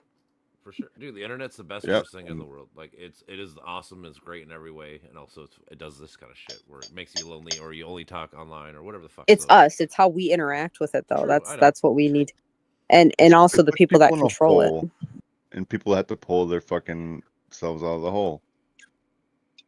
And that's really hard, especially if you're already predisposed to having addictive tendencies like myself. I mean, I'm not gonna lie, I've been on a binger the last 2 weeks, and it's fucked with my nervous system. My face is all puffy. My cortisol levels, I know, are through the roof, just because I've been on it so much. You know, you gotta introduce yourself. You gotta expose yourself to that dopamine treatment. I've been on TikTok going through now I didn't have TikTok for up until about a month ago. That's cheap dopamine, boy. I still don't have fucking TikTok. I refuse to have it. When I look at TikTok sometimes, and I'm like, bro, how long have I been on this shit? But I'm not even looking at reels. I'm just going to the live sections where everyone's having toxic extremist conversations. Yep. That is the problem, though. It is true, though. I mean, I study those kind of people too. Doom I mean, that's a scrolling lot of as shit I fuck. watch online is fucking. That's essentially what I around. went in there to begin with. But when you spend so many days in there in a row, it's like you start to notice that it's taking a Shit, lot out of you. bro. Even when Not you're not valid. Change the participating, you're environment just you visit. listening. You do, and I think that's the thing. And it's the longer you stay in that chaos where you start to normalize it, that positive feeling starts to feel like discomfort, right? Oh, what's going to happen? You start questioning everything. So you need to be able to find the balance between that. If you go out and you're like already thinking the absolute fucking worst, guess what? That's your exposure. Mhm. Okay, go. But you have to be able to push that boundary, because if you can't submit to the idea of things possibly going wrong, I mean, you're going to be living in isolation the whole time, right? Because the only thing you trust is navigating chaos. So naturally, you're going to gravitate towards that, especially when Yep. you're already in the environment. Yeah. And that's something I've always struggled with, putting myself in chaos, because that's what I've been used to. I mean, if it's not Comfortable thing to do. I understand. I've been through it. You gotta, Yeah, I gotta usually push like it. it. You know what's Find weird some though is fucking like out of all resources. the negative shit that I've heard, thing that stuck with me, and this is just such a weird thing. I don't know why it stuck with me, but this guy got real angry in one of the voice calls, and he was just cussing this white guy out, and he goes, "Your people bred with the devil. That's why everything you guys produce is evil and hate and violence and blah blah blah blah blah blah blah." And you know that that stuck with me like day in and day out for the last 4 days. And I don't know why it's triggering me so much. I'm just trying to figure out why. Is it because he's saying that because of my skin color I'm inherently wrong? So then I'm like looking at him like, well, that's kind of what we do. That is what we do to them. So like, God, it's such a you gotta understand the mindset when you behaviors start that to were normalized. deconstruct the stuff like that. When you start to realize that they're just spitting back to you what they've heard their entire lives from people who are extremists on the other side. Mm-hmm. Yeah, projection. People do that shit, and that's like you. That's why you really have to understand what you're yourself. feeling. Yeah. That's hard because, like, if you're in a room and you're naturally anxious, you're gonna feel a lot of shit around you, a lot of emotions because you're sensitive. So you have to be able to look at the information that you're feeling, and this is just what I've done to really understand that the pain and tension. It's like, okay, I'm feeling this. Like, where do I believe that tension is coming from? And you have to be able to not to lie to yourself, because it's easy to do that, or confuse yourself. Damn it. Right. Yep. You have to be honest with yourself. Feel and make sense of it. It's a process. But you also have to be in the right mindset to be honest with yourself. And I don't think that is always something that's afforded to us in those moments. And that's where it gets kind of mindfucky, is you don't know till you know till it clicks. Like that girl that you were having the conversation with in the comments. Like, you don't know until it clicks. Truly. Oh. Definitely. That's where the self-reflection comes in. It's like, what have you been through and what was different every single time? Are you repeating a pattern, or is the external pattern repeating? You got to understand. Or you beat like a little pattern, but then you realize there's a bigger pattern that encapsulated the other pattern, and you're like, oh my God, it's all just patterns. Yeah, you just have to not overwhelm yourself, and that's the thing, because and that's like you will get like overwhelmed. the cycle of behavior that continues, like that systemic behavior, whether it be, you know, all the different flavors of systemic behaviors. I like to call it recursive motion. Emotions are motion and recursion, or recursion and motion. Yeah. Constantly recycling. Well, you know? and then how you interact with those emotions, like what you do with them. Do you self-destruct? Do you? Yeah. Are you exacerbating everything? Are you feeding it better? Yep. I like to feed it. I like to feed it until I can't handle it anymore, and I think that's where I'm at right now. I think that's why I've been doing this TikTok thing the last 2 weeks. So I got to figure out the bigger cycle right now. But at least I'm like more cognitive of it than what I was 6 months ago. You have How about starting with something that you like creating? Try to channel that internal chaos into something that you enjoy doing. Yeah. I think I'm doing fine And right now. I'm seriously. just kind of letting it come to me. I'm trying not to alter it because I'm trying to understand it. Because I feel like that's going to be the first step in undoing all this behavior that I've been doing for so long. right.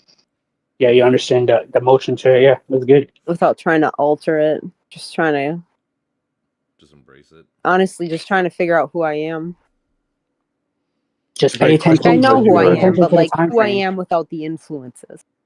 The time frame can Yeah, don't try definitely get too hard. exhausted because sometimes you expect yourself to know when that flow is going to shift, but sometimes you miss it, and you're there a lot longer than you think you are. Yeah. You could be thinking that you're doing something for a day, and then you realize that 4 days passed. It's easy to do that, especially when you get locked in micro deposits of dopamine. When you know who you are, what is that supposed to look like? That's what I'm saying. Like, don't That's try hard too too, hard. right? Because now you're like, to find fuck, it. I don't look like that yet. So You do, if you but don't know who you are, then like how would you know when you see it? But I mean, I guess you'd feel it, but kinda. Great I think I still psychology. struggle with the fact that like a lot of my experiences in life were altered by the fact that they put me on amphetamines when I was 6. So a lot of the situations that I went through, did I gaslight myself indirectly because of the stimulants I was on? I mean, weapons. Do you think that the stimulants helped you at all? Looked up. Like there was no help at all? I mean, they helped me in certain aspects, but I think they also exacerbated certain situations because I was an intensely sensitive child and they put me on stimulants. And then, so when anyone told me I did something wrong, I felt it deeply to my core. Like when people are on stimulants and they're locked into things, I mean, and somebody comes along and tells you something that may not even be negative, it might just be a suggestion, you take that as an insult. I think that it gets exacerbated by how quickly your brain is moving. That makes sense. It heightens all of your everything. Yeah. And then when you don't take it, people notice. So then it's like you don't feel comfortable in your own skin when you're not taking it because then people are like, have you taken your meds yet? So then you have this like weird relationship with yourself. And then on top of that, the dopamine addiction from being on stimulants so long. Do you think that your life would be better if you were never on them, or do you think, like, what do you think? Like, I think so. Okay. I think I would have struggled more, but I don't think I would have had as long-term effect, or whatever you want to call it. I don't think I'd be learning as late as I am about regulating myself emotionally. See, I don't know if that's necessarily the medication does some effect, but I mean, like, I think that's just like the symptom of being American. Like, we just don't care about we don't think about that things. Like, that's not something that comes into our brain. Like we were trained. Yeah. We're always trained to fucking tough it out. You know, the whole stoicism and shit. You know, fucking shut up, just get over it, deal with it. You know, man up, all that kind of shit. You know. Well, that and take a pill and it'll make everything better. That's kind of the that's what it morphed into. Kind of, I agree with that. Because for our whole and lives, instead of fixing our culture to support everybody, all walks of life, we want to drug people, and I think that's why we have a level of apathy that exists today, and why this like Trumpism and stuff like that has become so big is because people have become complacent because instead of fixing the societal issues, we're putting pills to numb it. Yeah. You know, I agree, but we're not providing the right information or the right drug. Well, and do we really need these drugs if we're supporting the right things that are right for humanity, not just business? Oh, this is an intriguing concept. And bad psychiatry. Personally, depending on the person, in my opinion, some people will never evolve to a point of their life without them, no matter how much they put in work. I believe that as well. I think a weird relationship. I think the issue is the time. How long are they exposed to that? It's learning their problems and gaining the advantage to using them. Right. people use it as this permanent crutch instead of a tool. Exactly, which we all do. But Yep. if you realize which ones can be utilized as which tools, you can get pretty far. Hmm. I mean, everything's a drug, from the social media you were watching to the oxygen you breathe to the drugs you consume. You just got to know how to navigate the chemical brain and use which ones get you to exactly where you want to go. Yeah. Like and guess what? If you need a support system, you look for and people. That's a chemical you may need, you know? It helps. It stabilizes the system a little bit. Sometimes it's all you need. That was me. It's like, let me get a little bit of relief from something else so I can work on the actual problem. Yeah, and so the problem is people don't realize moderation. And that's when abuse comes in.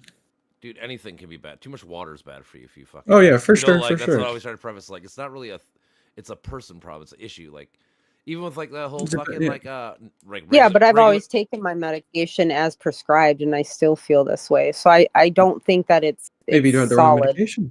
Yeah, that's I've been on Concerta, I've been on Ritalin, maybe you need I've been on some more Adderall, mushrooms. and I've been on Vyvanse. Yeah, maybe you need some more mushrooms. Yeah, I've been on all those too. I've tried mushrooms, but they don't work for me because once again, I was put on depressant meds when I was only 11. Well, you just got to take more. I mean, antidepressant or SSRI. I've taken quite a bit. It's an pretty SNRI that I'm on, and it suppresses that is it. 'Cause I've dangerous. taken mushrooms multiple different times, and I've never had any effects.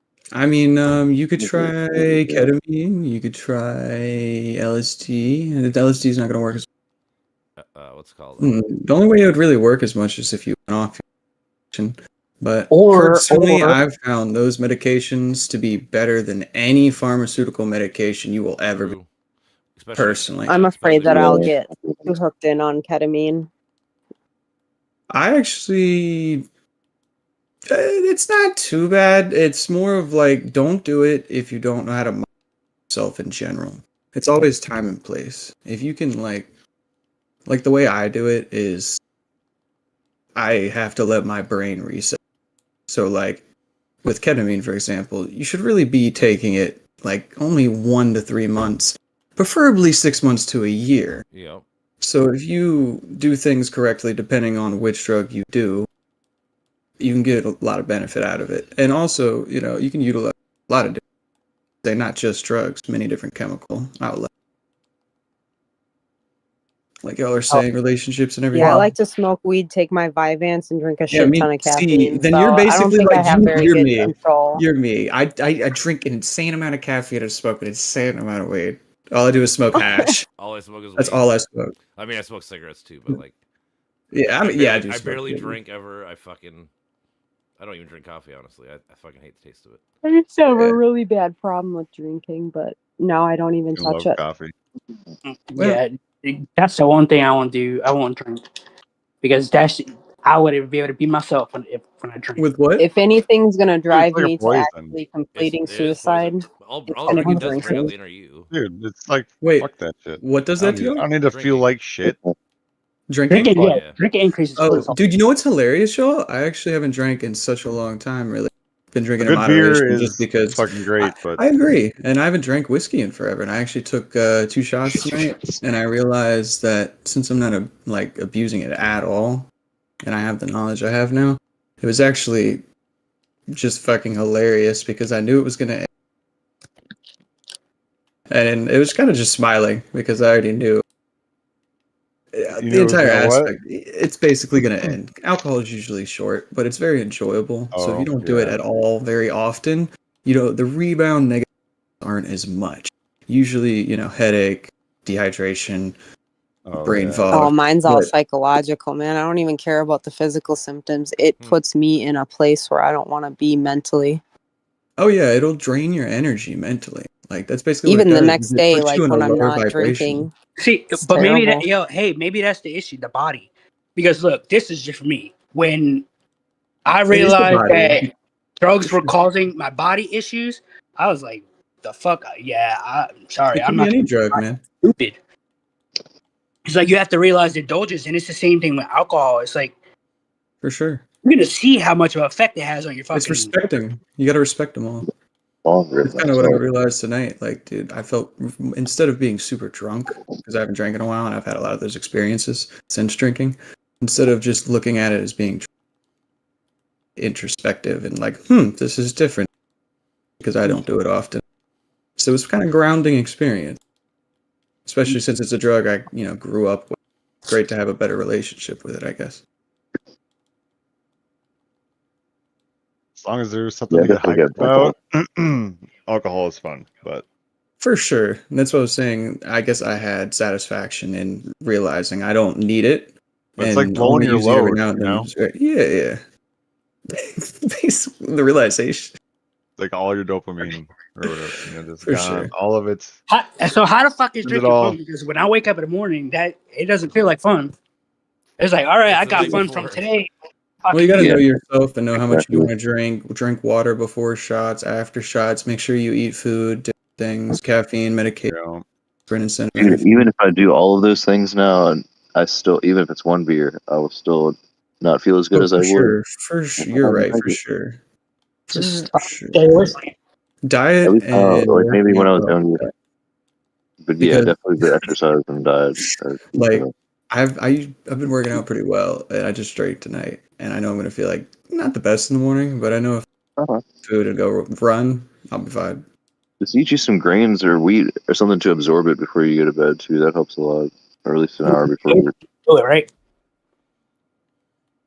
Or just it converts it to something.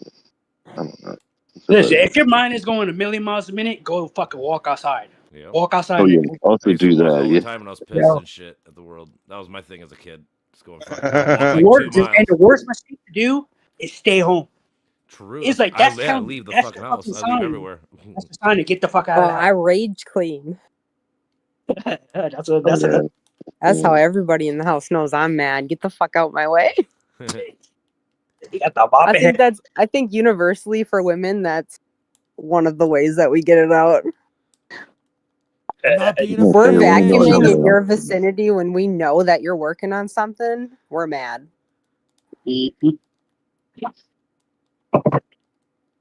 That's the passive aggressive. I'm cleaning. I'm upset. I hate everyone. Yeah.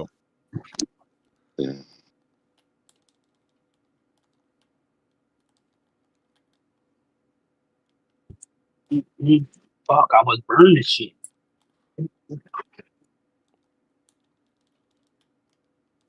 What? No. Why am I still awake? Why am I still awake? It's only 10 o'clock, bro. You're doing good.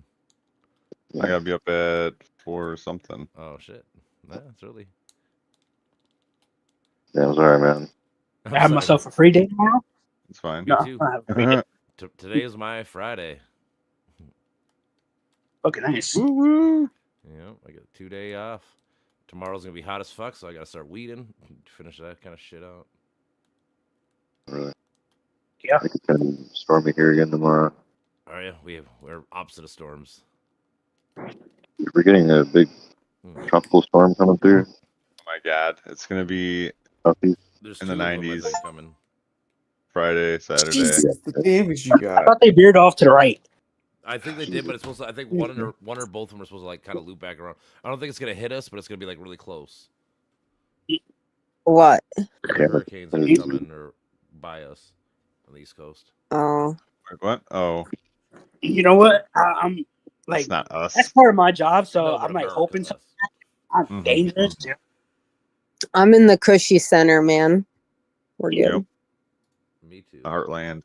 Gonna get cold as shit, but yeah, and the soybeans aren't selling much anymore, but it'll be all right. What Trump's plans didn't work? That the tariffs didn't help and solve everything?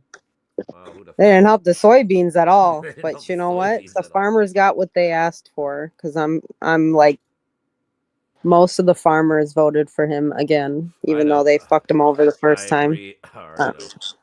That's what I'm saying. Like, if we don't get to Civil War, the only way we get out of this is that Trump hurts everybody so much where they just literally can't vote for him again. Or like, we're gonna devolve into a dictatorship, is what's happening here. It is. That's what I'm thinking. There's gonna be Civil War because I don't think we're gonna do that willingly. Like, not all of America. Like, you know what I'm saying? So That's why I keep thinking that. So That's why me and Brandon always say like we're afraid that it's going to be a civil war kind of thing. Because We have to try to predict what's going to happen and skip to the end. all right, so do we all make our way to the biggest library or what? Maybe Well, maybe if the liberals just mass exodus the internet, The whole they'll have internet. no Oh more my content to generate.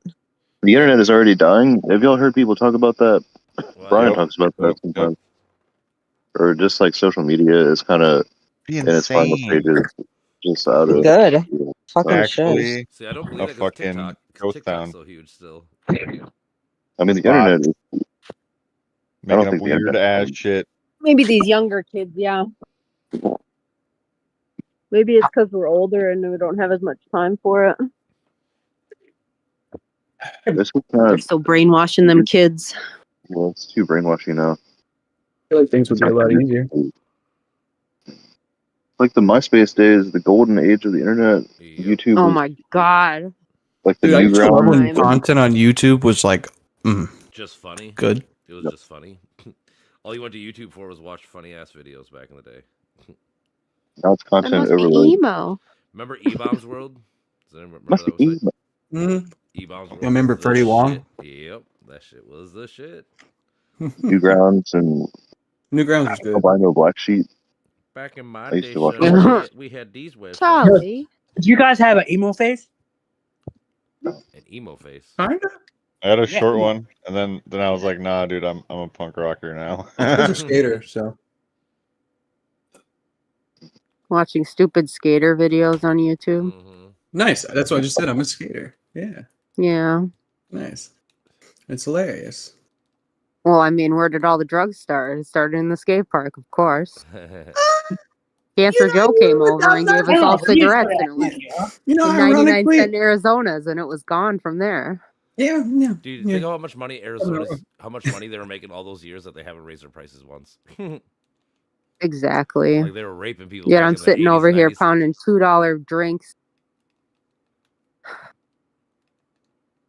I Insane. mean, if you think about all the money everyone's wasted, dude, it's not good. Like we've wasted so much money. Everyone has. We waste food like crazy too. When you I think know. about all those people who are suffering and I already we're know. so gluttonous, it is That's what I was talking to disgusting. someone. I was talking to someone earlier about this actually, like because talking about how food we get rid of. It's like like at a grocery store, right? Like if food's about to go bad like in 6 days, like why don't they start giving away that food now instead of like the day before? You know what I'm saying? Exactly. Like why do you? Wait We till also the let food go bad. Like the food goes bad in our fridge. And okay, so I was trying to write about this at one time, but it was too sad for me to continue writing about it. There's this idea, we've been preserving food in the ice for tens of thousands of years. Now we have Sorry. you can literally bring the ice into your home and you have the convenience of doing that. And now we leave food in the fridge. Now we leave food in the freezer and it goes bad and we forget about it. Whereas at no point in human history has our species ever forgot about the food. Have we Been so never wasteful. taken absolute full account of all the resources that we had available to us? Now we have too much. Well, It's also just back then you'd overabundant. have your own personal farms. You'd have your shit just for your family. So like we don't live in that world at all. Like And you would use every part of the animal too you know, for different various things. yep, for hammers or whatever the fuck kind of thing. Yep. We don't even know And how to hunt obviously, it. this means we're working insane amounts more than we need to, right? Like, But We're not we're working not. smarter. boil it all down. It's not Yeah. we're not What? working smarter. That's the thing. Like we're still working. Yeah, just we're not at all. We're not Because efficient. we're looking at it as individualistic, capitalistic, competitive, you know. Yeah, Instead there's of a something that's community good. purpose A for the direct goal of result being the of how best experience, it's all the money. Would you stop moving? We're just chasing the carrot. That's it. Yeah. We're chasing that first dollar, man. Dollar It's dollar fucking- bill, yo. It's a I don't know, gamble. dude. I need $1. We really are coming up to a point where it's like, all right, we need AI to be like on our side, or we're fucked But why would they honestly? somehow. Just saying. I honestly, personally, I believe we should burn Working down class. these AI buildings. I kind of think so. Yeah, I thought about that. So- Yeah, I thought about it. So you can do an EMP strike where you give a pre-warning, and people have done this in the past where they tell everybody to get out of the building on this day, or tomorrow, and then they just hit it with the EMP or just something that temporarily disables it for a while. Yes, they'll build it back, but you can always keep doing it. I'm definitely not I think we encouraging that. should. This episode is not being recorded, but if it was being recorded, I'd have to give a lot of caveats saying that. Because who actually voted for this shit to be put on our lands and raise our water prices and all that kind of stuff and Water prevent price, us from having? It's electricity price. That's what people are like. You keep telling people like, dude. Well, yeah. Well, people the hate solar resources panels we're and shit, but using it's for like, this dude, what else? bullshit. You need like triple, quadruple the energy we have. You need solar panels. You need all this. You need to have tons more energy. So I hate that people are trying to get rid of this whole renewable. It's so bad. It's like, no, you need it. Like we literally do. And so AI will have to help us in education in every aspect. It's going to have to help with psychology and get these nuances. That it seems that the problem with AI and psychology, just to bring it into that realm, is it doesn't capture the real, top neocortex, really nuanced, experience-driven kind of nuance that you need for good therapy and psychology.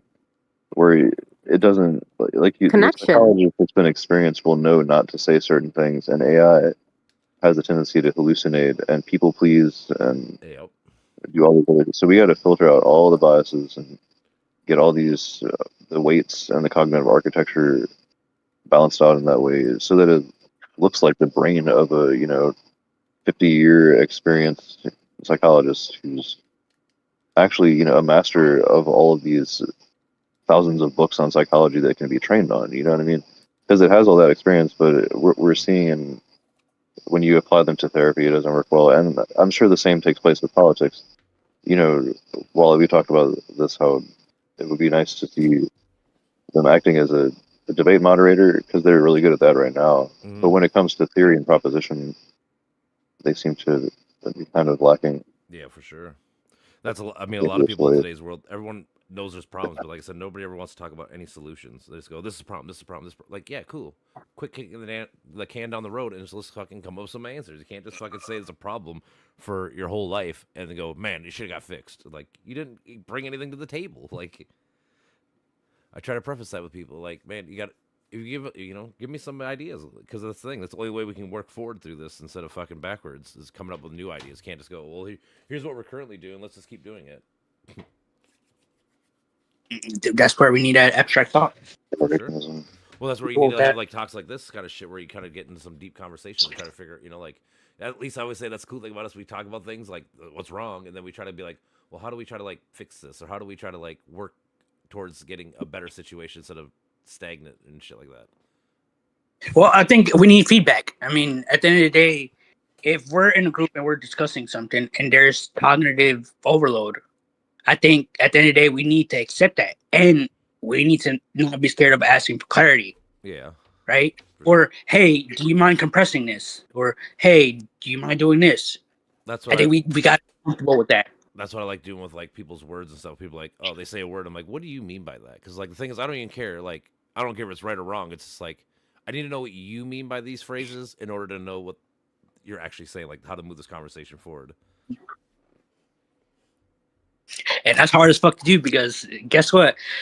I don't know about y'all, but when someone, back when I was younger, when someone would question me, that was like an immediate trigger. It can be. I mean, it's still can be to an extent. It's not like a trigger, but it's it still can. It's more like, dude, like anytime I hear people talk about January 6th, I'm like, dude, shut the fuck. Like, you literally know nothing about this topic. Like, just honestly, it'd just be better if you just shut up. Like, because the thing is, it's like anything. That's how I kind of feel like with science people when they listen to like fucking flat earthers and shit. It's like, dude, if you're a professional in this field and you hear people just talk bullshit, dude, that would have to piss you off. Absolutely. Like, dude, I bark. If people started telling me how to make drinks better, I'd be pissed. Or anything else. I wish we were streaming this. I'm sorry. That was an amazing game. Yeah, I got you. That was a fun game. Oh, yeah. Do you mind if you guys... I got you. I appreciate it. Yeah, I got it. I can see the chaos that's going down in the Brawlverse. Good night. Good night, brother. Good night. Oh, good night, bro. I think you're trying to leave for a little bit. He's been trying to leave for like 25 minutes. Okay. See, we're just talking about that dopamine, man. See, he was getting more and more of it. Couldn't leave. And sometimes you just like you don't want to interrupt, you know. Like, Oh, for yeah, sure. it's something. Well, also because Hey, you have ideas and you're hearing things that you like. Well, never and it thought of. feels good too to talk to people who understand the way that you think. So I don't think there's very many of us, Yeah. yeah, realistically, Very- like Very thin. who are able to have these conversations without triggering.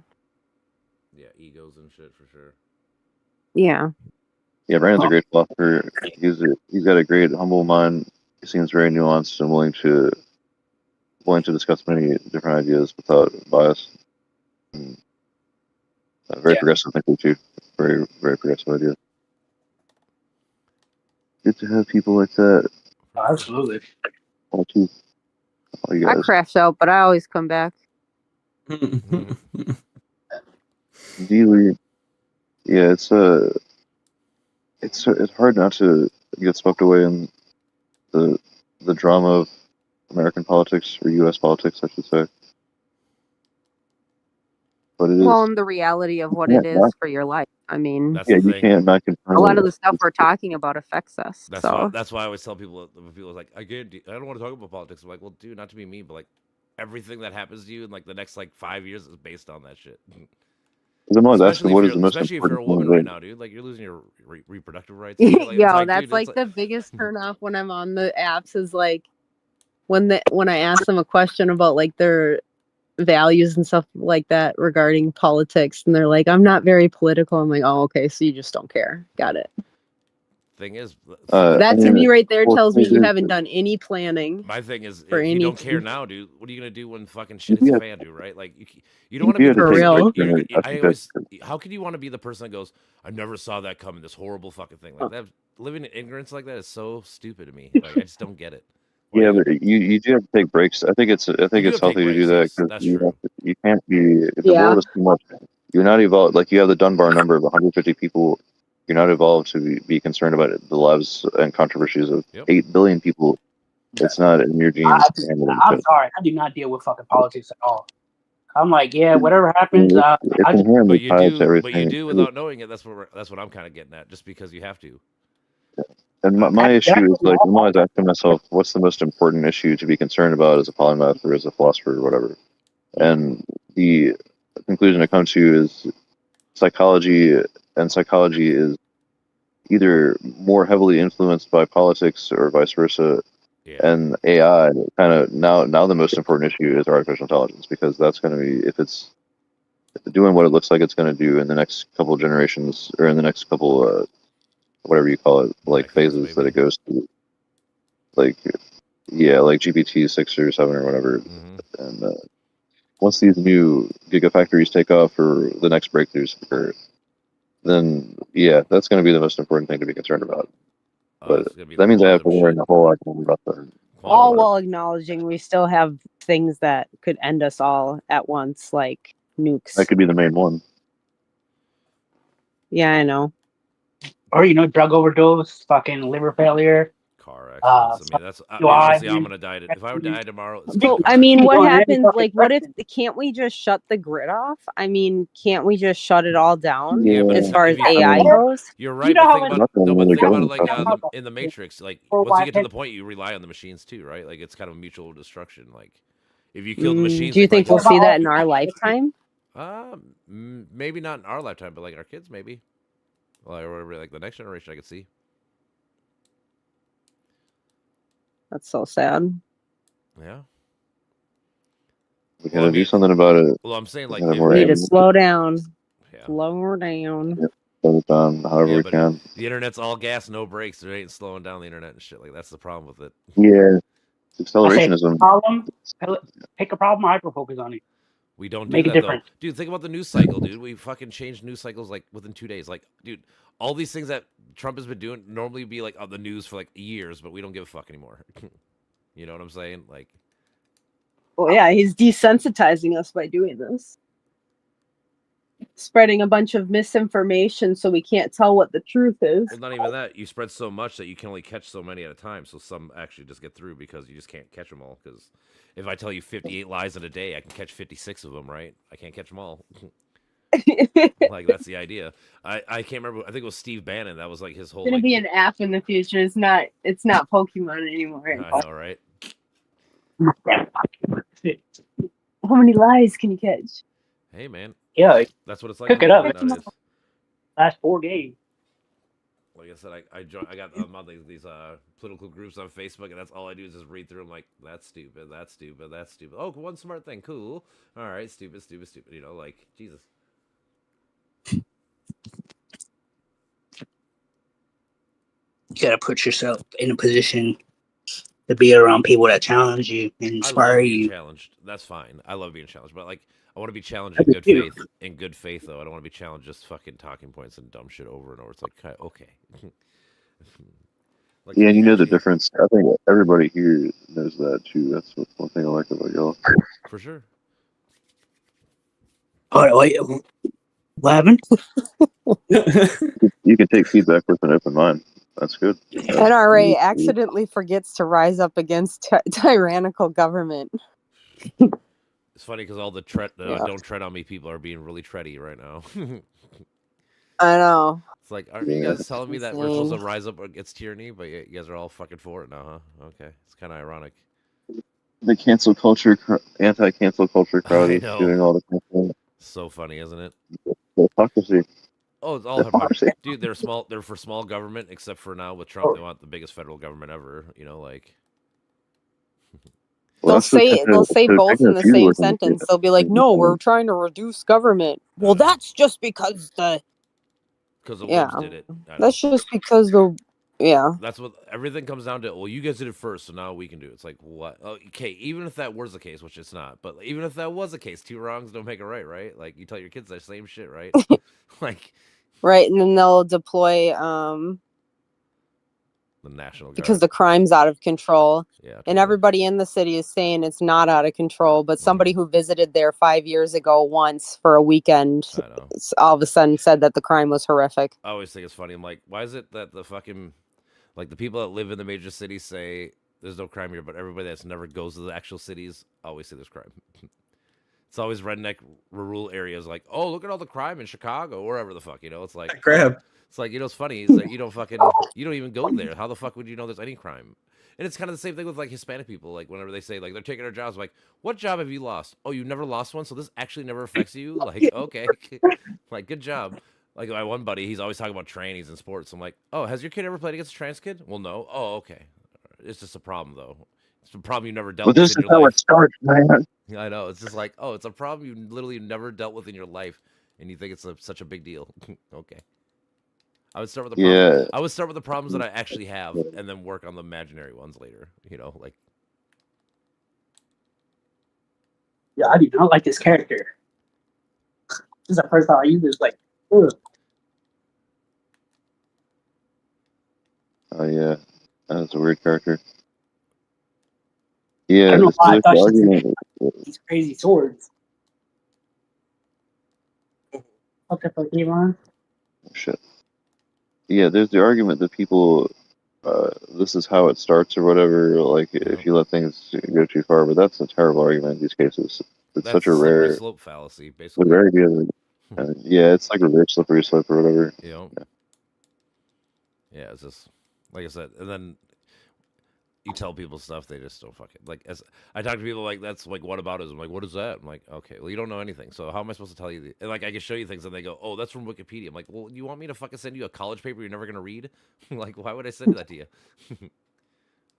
Like, these are well-known things. Like, if you talk to anybody that's been in any philosophy or psychology, they'll tell you that whataboutism is a real fucking thing, or whatever fallacy, anything. Like, you tell them these things, they just don't know what you're talking about. What do you mean? Yeah. Must teach open-mindedness. I mean, it seems that education. I'm not trying to get on a tangent. I think this is. No, you're fine.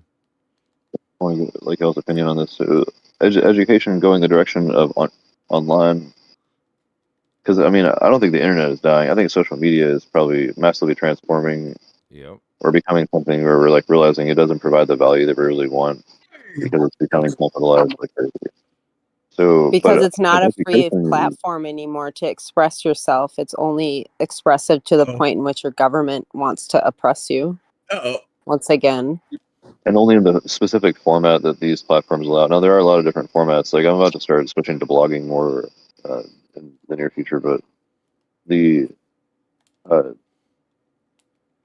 this online education ability seems really nice. That's much more private, and you can pause. Like imagine if you could pause the best lectures in the world. Well, now you can, so that's pretty cool. That's how I get a lot of my information intake, and it seems that that's expanding, and people are benefiting from that. So, will that help in all of the things that we've been talking about recently?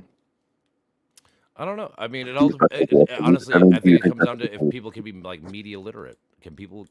Do you think people can learn how to fucking research things and understand what's good like content? only to the extent that AI gets so good that you can't recognize it, that humans can't recognize. Yeah. Or I get so stagnant that it can't continue.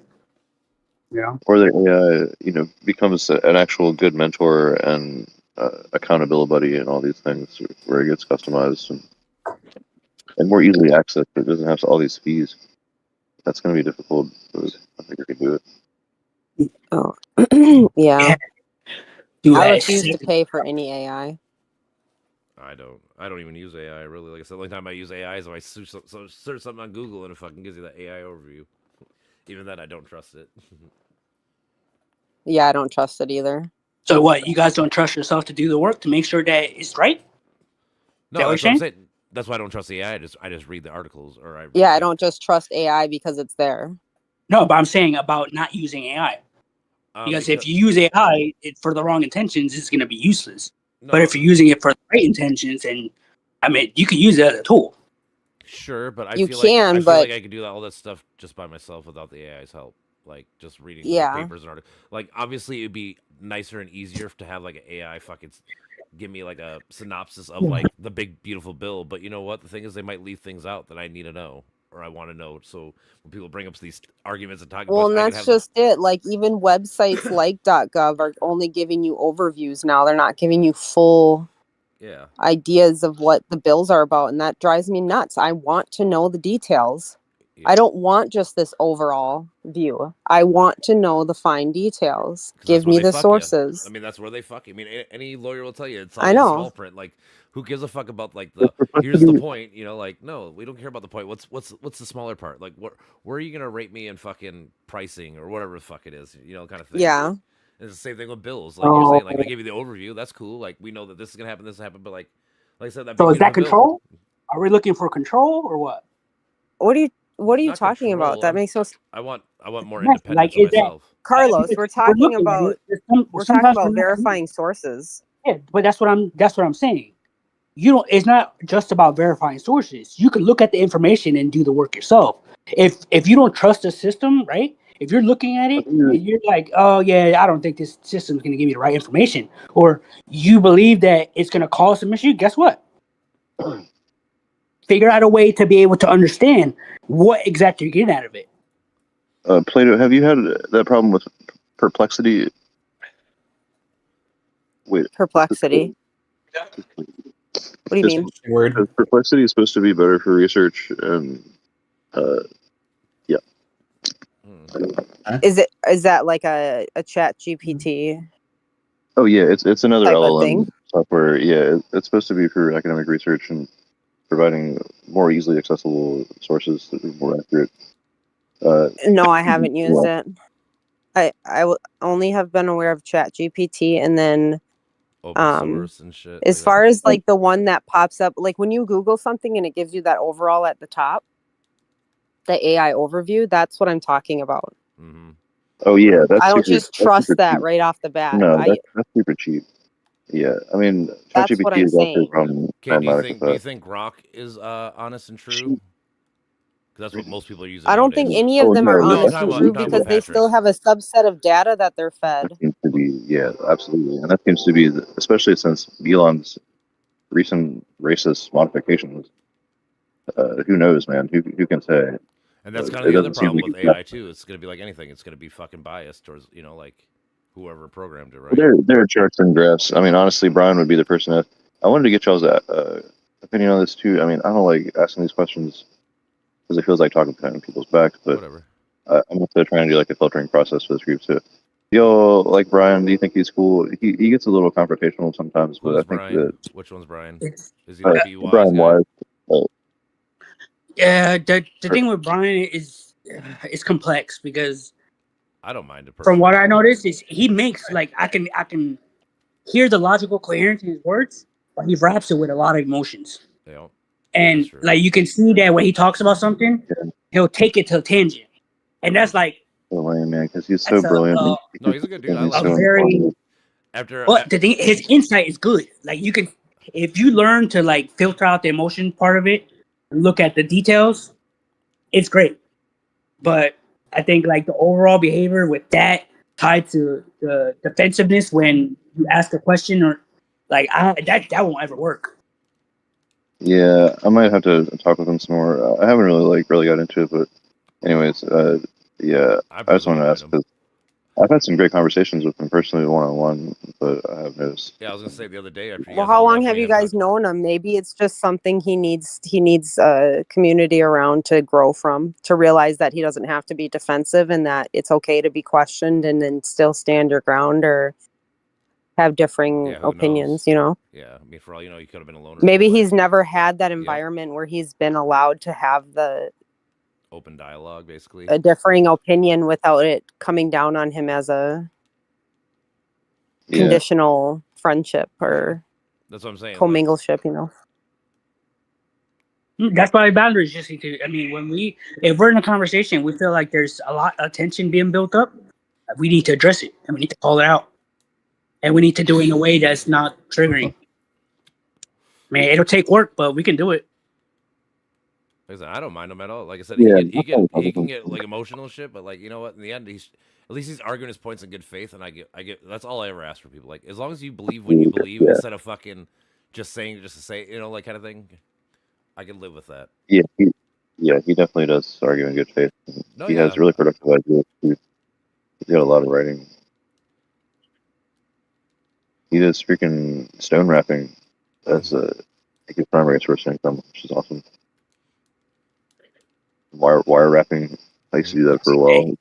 A lot of work, and it's super creative. What they do now on Wikipedia, they do voice things like this is what their voice sounds like instead of their signature. What? For people, like when you look them up on Wikipedia. Yeah. Instead of it showing like their signature or whatever, it's a voiceover of their voice. I've never seen that. That's what I'm seeing. Oh.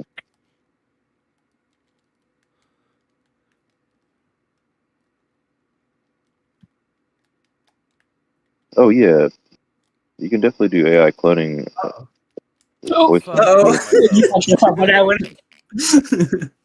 shit! You had that all the time. That was my first time ever using that, dude. Cool. And you had 6 kills. You saw that. Oh, he's I like to play.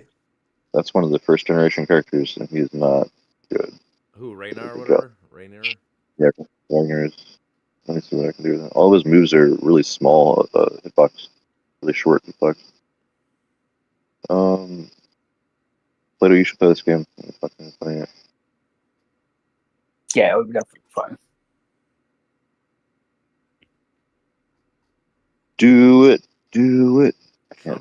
Trump is gonna build a $1 billion Central Park inspired complex in Saudi Arabia. Nice. I bet that helps America too. Okay.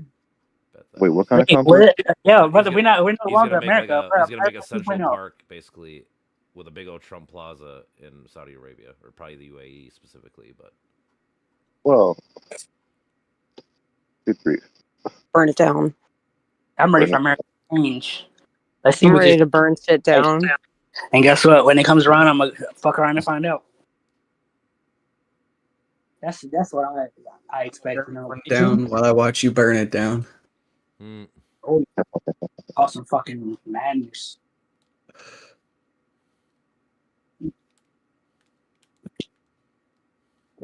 Uh-oh. If that's the case, like if this whole thing collapses, I'm going to California. California. That's still in I think America. that's I'm gonna go see the ocean. think that's I'm gonna gonna go be see the safe. ocean I'm going again. to Spain or France if fucking shit hits a real Those thing. things- Yeah, I If the gotta whole finish thing collapses, how are you gonna get a flight there? You gonna take a boat? Yep. Oh shit! As long as I don't get fucking killed like the not drug dealers in fucking Venezuela. You are the drug dealer. I know. Once you try to escape, that's what they're gonna do. That's what they're doing to the flotilla right now. I know. It's fucked up. Putting them in, saying that they're part of Hamas. Israel's trying to paint a whole picture around them so that when they go and bomb their ships, Mm-hmm. For sure. nobody questions it because they've already dehumanized them. Well, that's what Trump did to the fucking Venezuelans, right? When he's fucking bombing their ships. I know. It's what he does to anybody who doesn't agree with him. I know. And then yet it's always the left is so bad. It's like, dude, this guy's been calling people scum and villains for fucking a decade. He's literally called Obama not. And you know what's Like crazy? he was the first one. He is the. birth Now all of a American. sudden, they're saying that the guy that killed I know. Charlie Kirk, that his boyfriend never existed. Yeah, I've seen that. Some people are saying that, and then others are saying he's missing. So what is it? Oh. That and the family and Tyler Robinson are both saying that he wasn't even present there. Yeah. But the whole story was that his dad turned him in. But no, Dude, I know. We don't know anything. we know shit. We know nothing. Thanks, Cash Patel. You're Scared you. You're supposed to be the savior, I thought. They've been doing this shit to us. Oh, I know. Cash Patel's about to go see Charlie Kirk in Valhalla, honestly. He is. That dude's fucking talking out his ass. He's gonna fuck up. He's gonna fuck him up for that. And I don't know if any of you have seen his wife talk, Kirk's wife, but I don't believe in God or anything like that. But if I did, that's the devil. Isn't Her- it weird? Isn't it her weird that she's and so Copeland. happy after her husband died? Like she's doing all these tours and all these things. Her like, and Copeland, you look at their eyes and they're just Kenneth there's Copeland. nothing Oh there. my god, that guy is the devil. Like legitly. Just look at their eyes. It's I the know. same thing. I know it is. His eyes you can't judge people by their eyes. That's really tricky psychology. I try to avoid that. I just want to jump in and say No, that. I get that. It's just Yeah, he has these small really good. beady eyes that just fucking I don't even know. It's like the soul. Do you know what Out of Kenneth somebody's Copeland soul looks is like? I soul. feel like you'd change your mind after you looked into his eyes. even the way he fucking talks and True. how aggressive he Everything. it's not just the eyes, I guess it's like the feeling you get when you look into He his eyes. embodies It's everything. a Oh, look, I demon. think it's the words that come out of his mouth, and then you see his eyes, and it just like, fucking proves right it, there. or whatever. You're like, yep, it matches. COVID-19. Do you see? I Sorry. know. I remember that. Well, I was gonna say, remember when? That's my favorite. Remember when he fucking when the guy's like, "You bought this plane?" He's like, "Well, it's a Lord's duty. I can't be on the normal plane with all them devil worshippers and shit." It's like, Jesus Christ, dude. Yeah, that is fucking nonsense. I'm above them. He's like, I can't stop and pray in the middle of the church or the middle of the plane. People will tell me you can't do that here and shit. Like, oh man, it's so fucking crazy what he said. And he said it to I can't remember what lady. It's some fucking big news article. He bought Tyler Perry's plane at one point. He's like, I got such a good deal on it. I had to buy it. It was pennies on the dollar. Oh my But then god. it's like, but again, aren't you supposed to be helping the poor? Oh, I didn't know the Bible said to stay super rich for the rest of your life. Is Tyler Perry the one that died or no? No, that's I'm the thinking of black somebody actor, movie guy. Oh, okay. The hell is he selling? Well, I suppose he had to sell his soul to the devil to get on TV anyway. So Probably. I lost. GG. there's just so much deep corruption and criminal activities that happen when you start getting higher up in the ranks of society, whether it be entertainment, politics, Mhm. government, all of it. It gets corrupted because there's people who that's their whole life mission is to be a predator. Well, unfortunately, in this reality, Just like day, there is light. Without one, you can't have the other. You Yep. Yeah. That's how you create a stable system. I mean, you need that rigid mindset, that narcissistic mentality to really create that stable shit. Because you have to really think about it. I mean, they're being driven by fear, right? It is So fear-based. if they're being driven by fear, you're creating a system that's so stable it stabilizes your internal system. I would want that. I guess it depends Yeah. on what kind of stability you're going for. But we also have to understand the adaptability part, right? You need that. You also need the flexibility. So that's where the other part comes into. Well, the flexibility to the extent of honoring each nervous system, I suppose. Yeah, I mean, just the environmental change too. But that's impossible to do. That's why there's always people who aren't supported by the system. Oh, well, that's exactly why we pay attention to the people. The people are gonna. When there's chaos, guess what? The people will speak. There will be chaos. So we know from that. We know when things are getting inhumane when people start making a scene. Or killing your children. Exactly.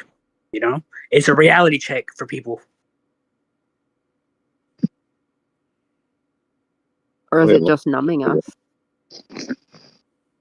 It could be. What if it's part of the process?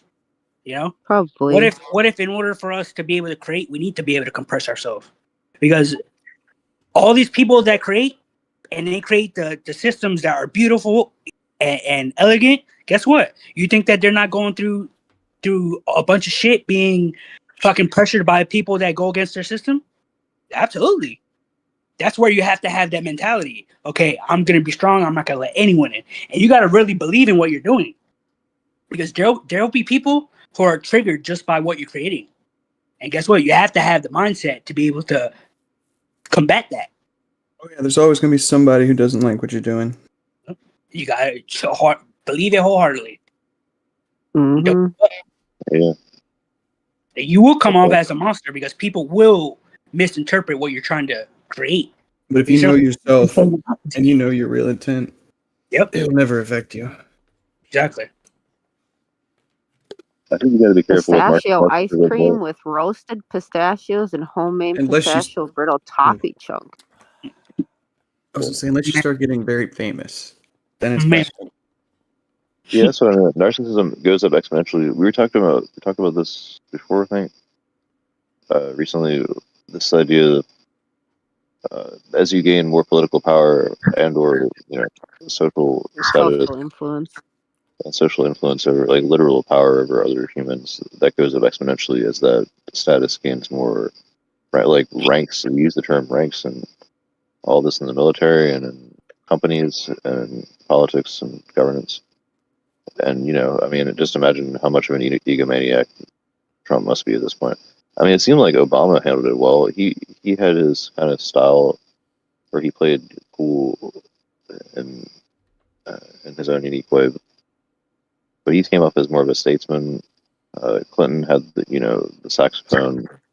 Bush had his lovable Southern charm, and all I can remember about Bush having a shoe thrown at his head. He did. What? Remember that? Yep. Who did?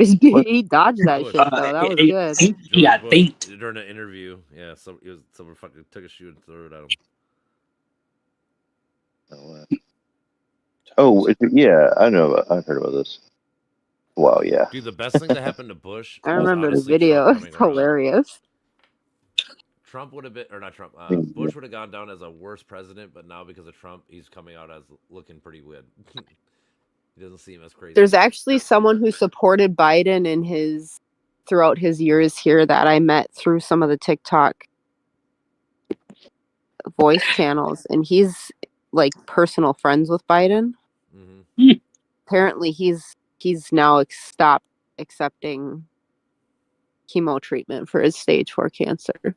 Shit, you done. Yeah. Man, gone. That's unfortunate. Brian.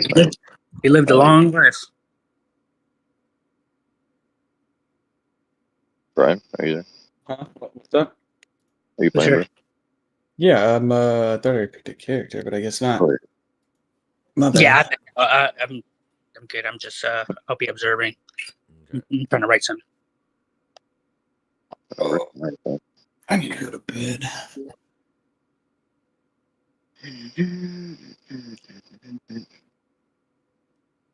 Yes. How you been doing, Mel? Are you there? She's on Yeah, Now- just mute right barely now. hear you. She's a mutie. I'm here. I'm just it's really noisy where I am. That's all right. Oh, you're good. I don't have my phone screen on. Couldn't see if you're there. Yeah, we've been talking about narcissism, political influences, future of psychology. Recently, we've been talking about influencers and political influencers and shit like that. Yeah, How you the go, future of how the you go up the internet. chain. You go up the chain, you usually get more corrupt. Have you ever seen Dean Withers? Yeah. A lot of people admire him, but I'm noticing something in him that I don't know if he has the control Yeah, I don't know for if he were to take political power. I don't think he has the control to stay humble. No. Out of the two, I like Parker more than Dean. I like Parker more as well. So I mean, out of the two, Yeah. Parker seems more human, yeah, Parker. connected to the human experience there are than a couple of Parker. Tik- or than, there are a couple of TikTok Dean. people that that argue politics on or whatever. Well, Dean and Parker are more like the Charlie Kirks of Yes.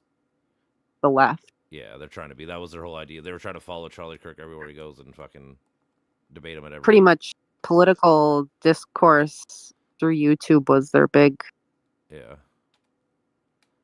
gathering, debate people on campuses. Mm-hmm.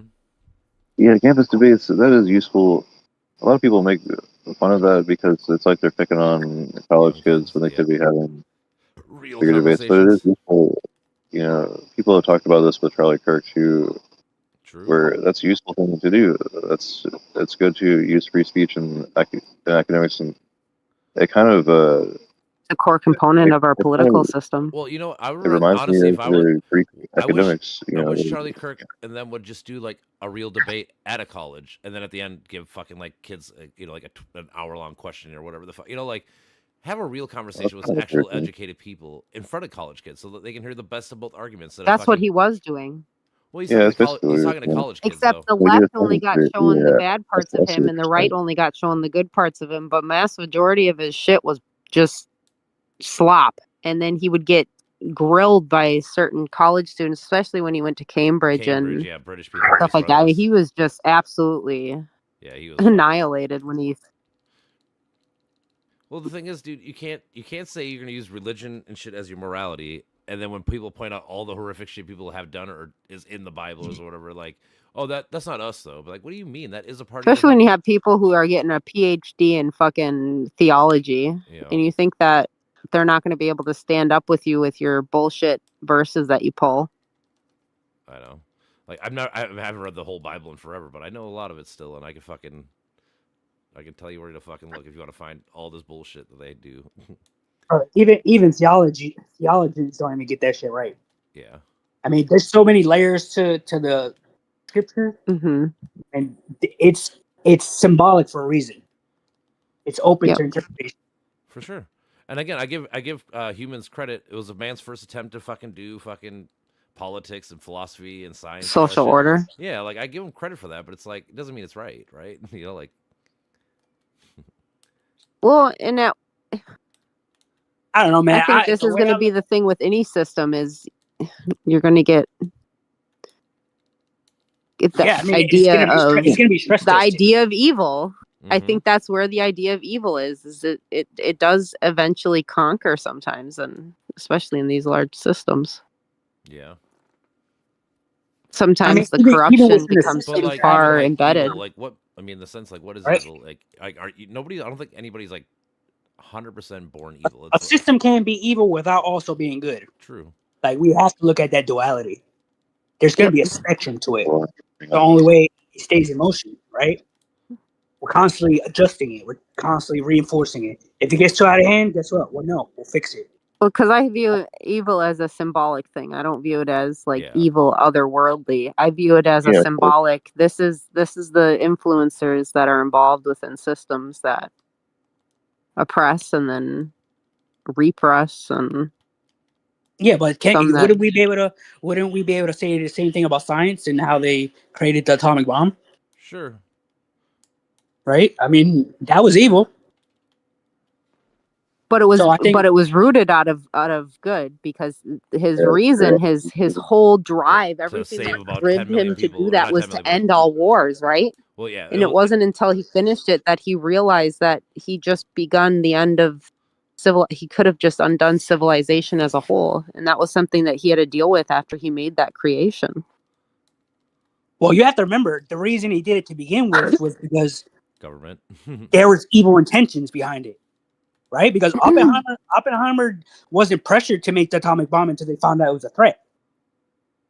So it was something that was turned from chaotic honestly, to good. I think they were making it. I mean, we've they were- seen it he- at they were making it for Chernobyl. they were making it for the Germans originally.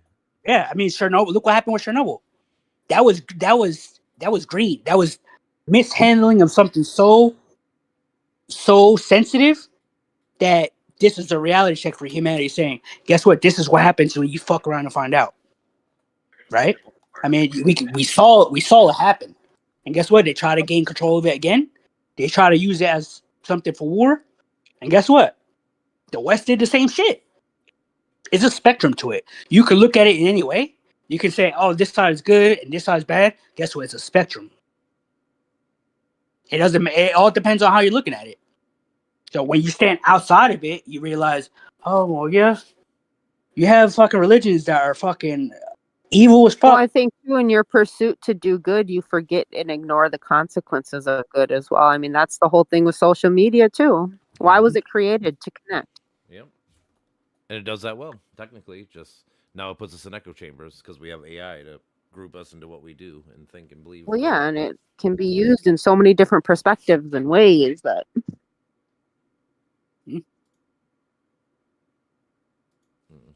just evolves. Yeah.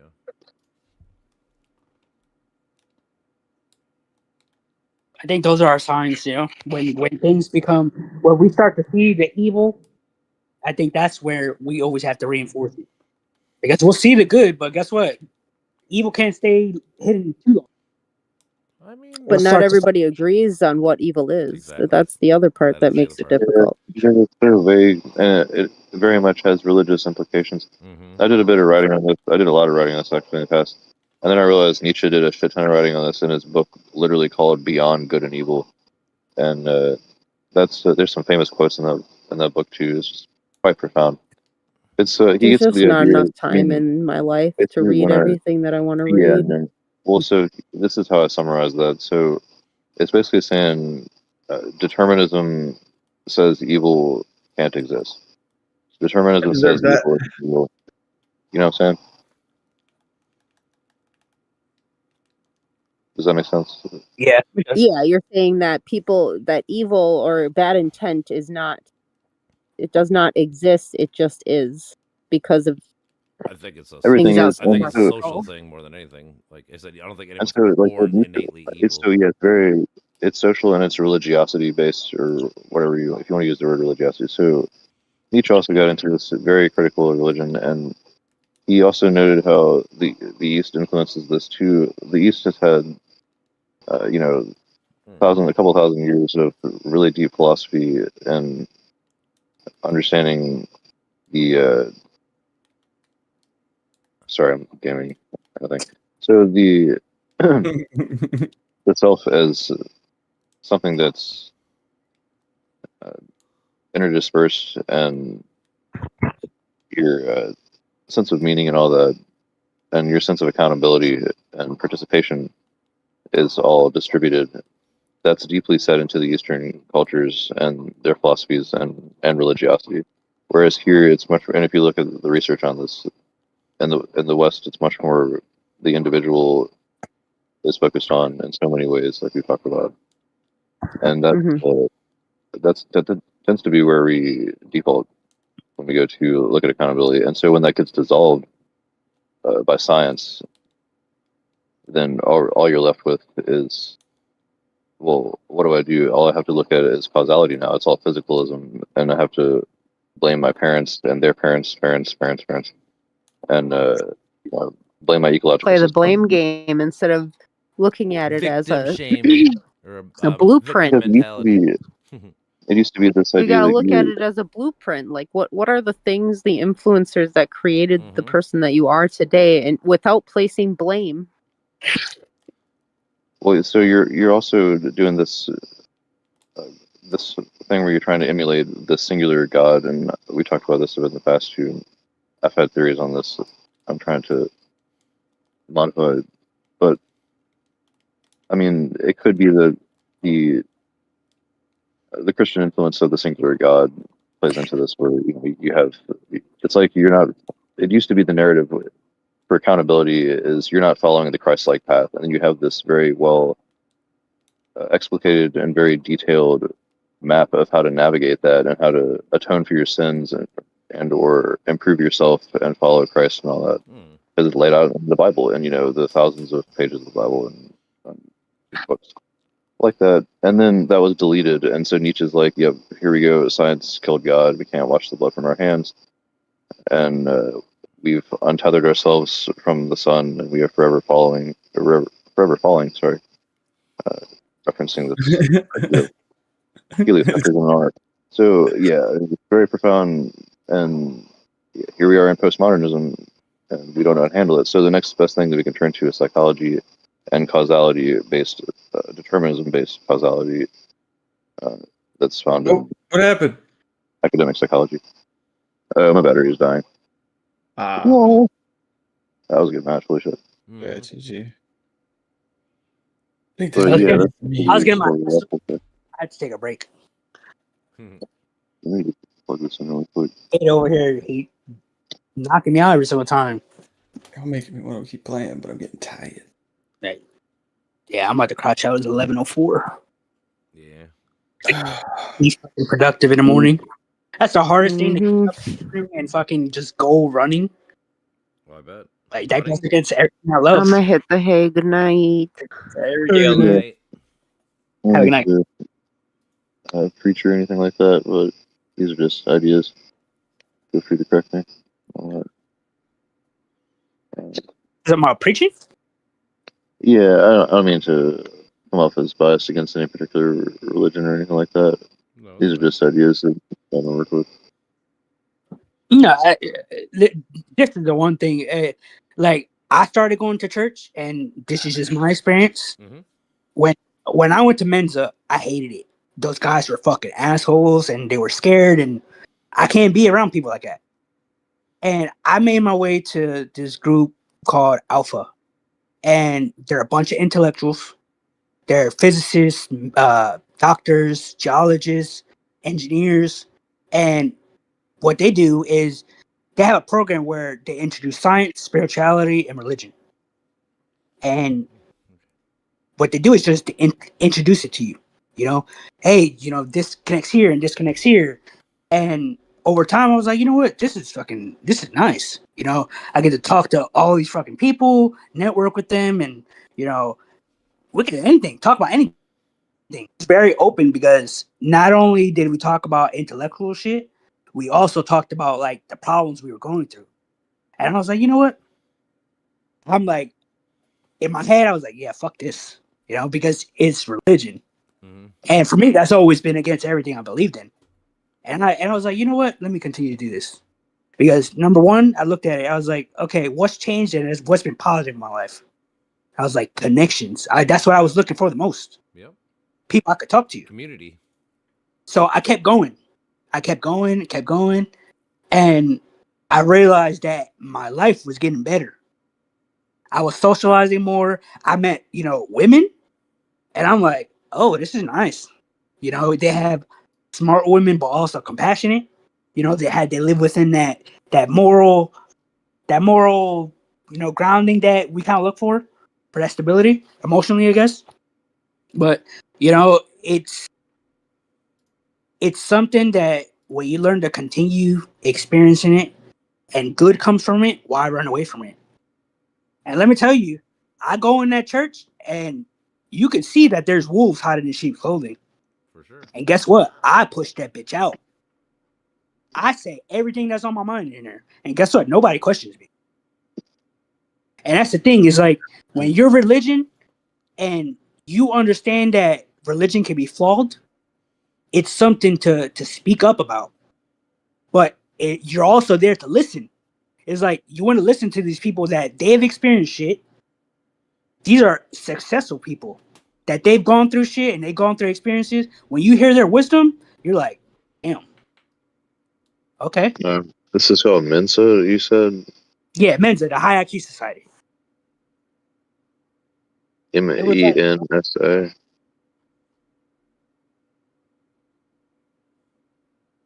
Yeah, it looks like it's Latin for Christ's table, Mensa Christi. These churches are located in the Holy Land, are named for tradition. Jesus appeared to his disciples on a stone slab after his resurrection.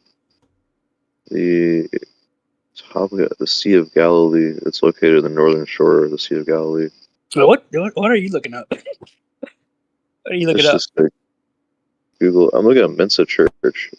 Oh no, it's not Mensa. It's Mensa Society. Mensa it's a high IQ society. It's not a church. Oh, okay. Yeah, it's a society, but yeah, that's yeah. There was definitely no religious people there. Maybe a few, but there weren't many. Yeah, those people they don't accept that shit. They barely accept fucking anything that's outside of fucking their line of thought. It's a non-profit organization. That's cool. Okay. I thought that shit was gonna be everything. I was like, fuck yeah, talk to all these smart people, and I realized they're very, very rigid in their thinking. It's like anything outside. What am I reading? A person who's in strictly engineering, guess what? You talk to them about anything, and they're like, that doesn't make any fucking sense, and they'll wholeheartedly believe it. I gotta find the locations. So, yeah, they've been around for a little while. You gotta test. You gotta test to get in now. Well, you gotta test regardless to get in.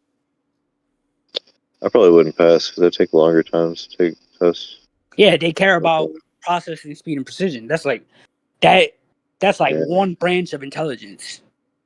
Like how the hell do you how do you capture so much depth? You can't. Not with speed. You got to be able to slow down. Daniel Kahneman and freaking, because he talks about thinking fast and slow. Literally, the book Thinking Fast and Slow gets into that, like the value of allowing for different speeds of thought and recognizing different wave states, that you can think at your best in those different wave states. Where you read that? Where did you read that at? So Daniel Kahneman and Tversky, their earlier work on the fast and slow thinking. If you guys are ever looking into another group, my buddy has a group called High Factor. It's about almost 700 members. And I mean, you just gotta talk to them, honestly. It's free. I mean, I'm not gonna say it's free. Like, you have to build a relationship with him. And once you build a relationship with him, then it's free. And that dude is fucking brilliant. It's good to talk to people like that, man. And he's been doing it for a while. He was at Mensa for a little while. He's like 60-some years old. And he was like, yeah, they just stopped allowing people to come in. And when he forced the idea of expanding it, they went against him. Yeah, he said, fuck this. He left, and a bunch of people followed him. Yeah. Alrighty, guys. I think I'm gonna go tonight. Go to bed tonight. I'm so tired I can't even speak. All right, brother. Good talking to you. Good to talk to y'all. I'll talk to y'all later. Yep, much love. Peace out. Peace. Yeah, it's hard to say what organization to join. I'm already in a bunch, and I left lunch too, but just trying to keep this one together. It's been a lot. I'm still trying to get my living situation balanced out. It's been a task, but I'll get it. Yeah. There's lots of work to be done. I've been doing a lot of work for a lot of people around town. Just a handyman. And, dude, every now and then, did y'all hear that? What? Did you hear that acorn hit the deck? Who? There's this acorn tree right above the deck that I'm sitting on. What did it do? Outside. No. Sometimes some of these acorns will fall from, 50 feet up. These trees are high up, and it'll just smack like a rock hitting the deck. It's quite frightening. Yeah. The people here just replaced the deck wood, so it's all new wood, but they didn't stain it, so it's getting dirty.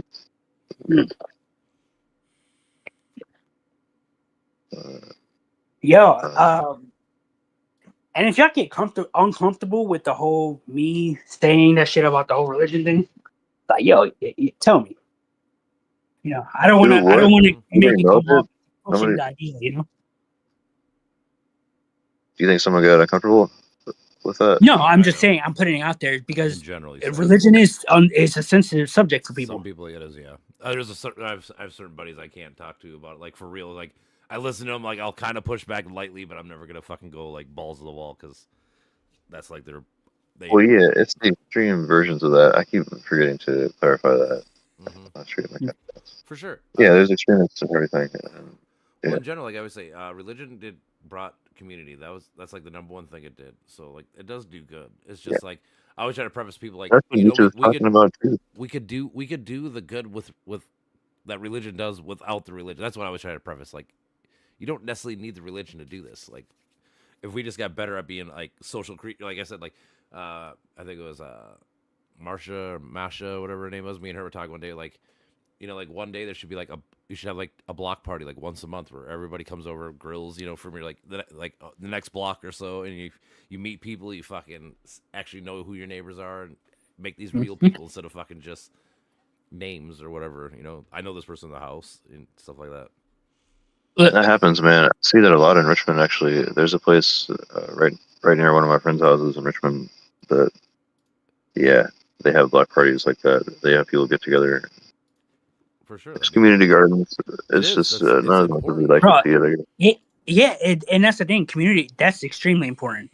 Like that's what they invite. I had these people invite me into their house, and it was like a group, but it was part of the book club that they have there. For sure. And I was like, damn, guy, the mansion. I'm inside his house. I'm like, damn. And like that's inspiring.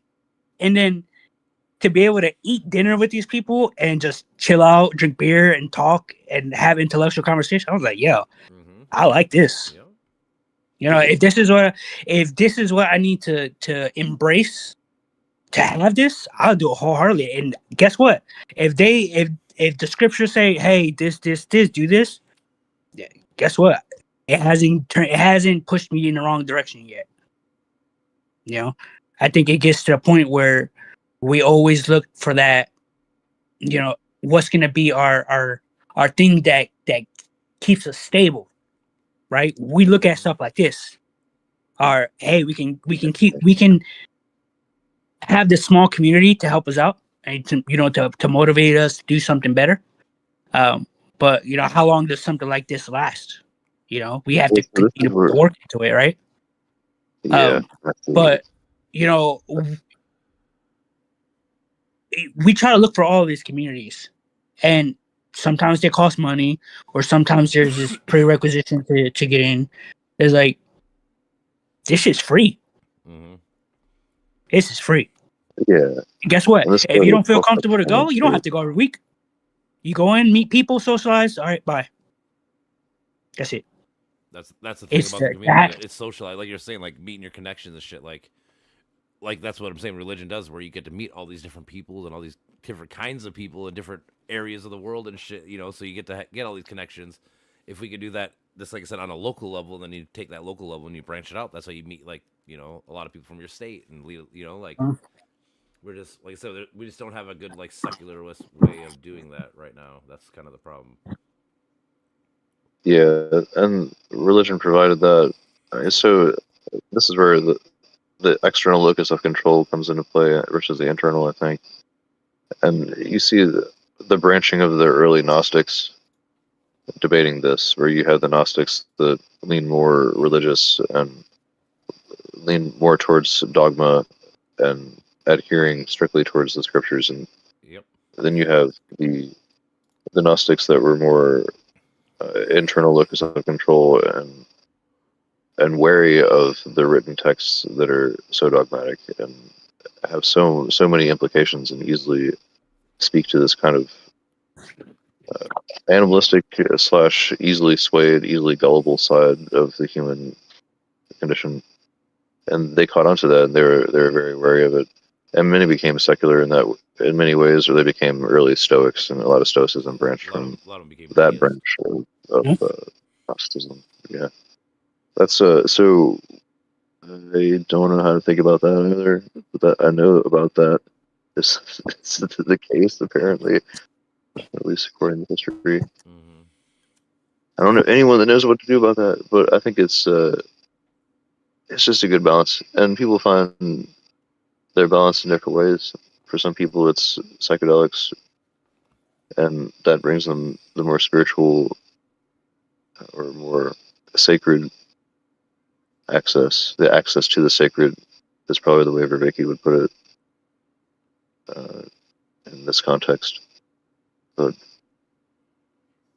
yeah, I like the Unitarians. What do y'all think about the Unitarians? Do you think they have some good approach? You know, Unitarian Universalists, where they try to not cherry pick from different religions, but try to find useful combinations. Yeah, I don't know too much about Unitarian.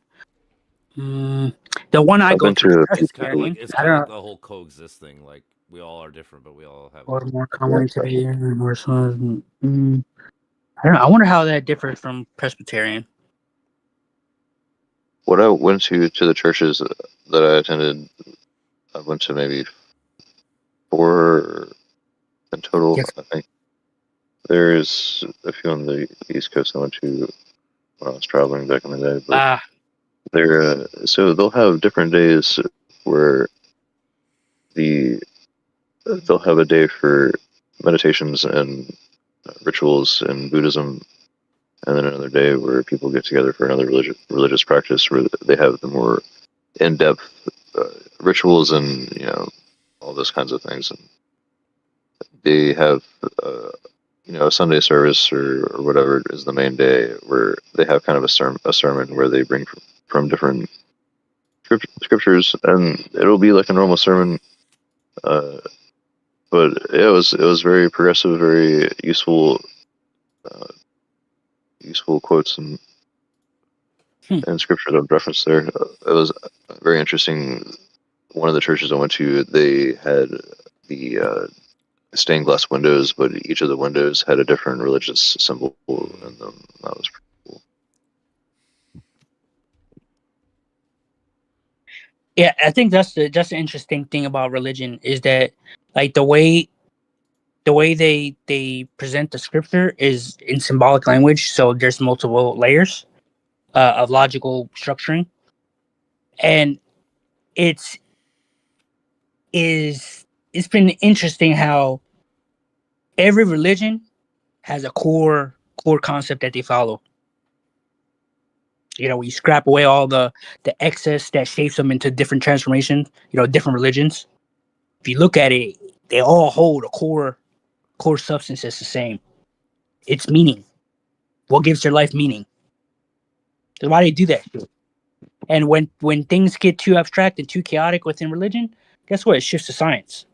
When science gets too rigid, guess what? It's combated by religion. It's like a yin and yang kind of thing, where they influence each other. Yeah, for sure. Yeah. I'm also wary of yin and yang because that implies axioms and possible zero-sum problems. If I'm using the word zero-sum right, but I'm not sure. Yeah, I see what you're getting. Like you're referring to like the closed off portions of it, like how And the false dichotomies too. Like the false dichotomy fallacy is very. I don't know. You have to have it.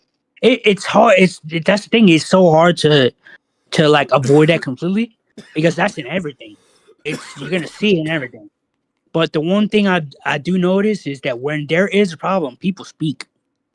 So guess what? If there's something that doesn't align with you in any group, it's like you need to speak up, Yeah. People don't like to right? speak up though. But you also have to make sure, is it like what exactly is the discomfort? Is it that they're wrong, or is it like axioms as a label? You know, is it like the rigidity in its structure, or is it a discomfort?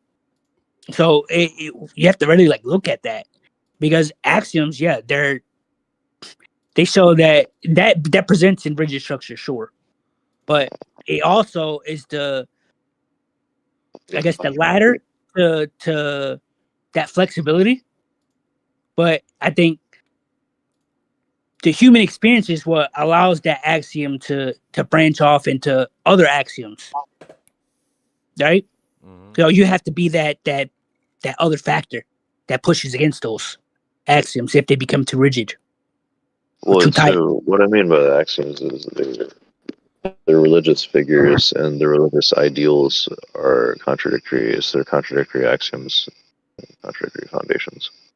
So that's where you get into fights. That's why I have 6,000 different interpretations around the world.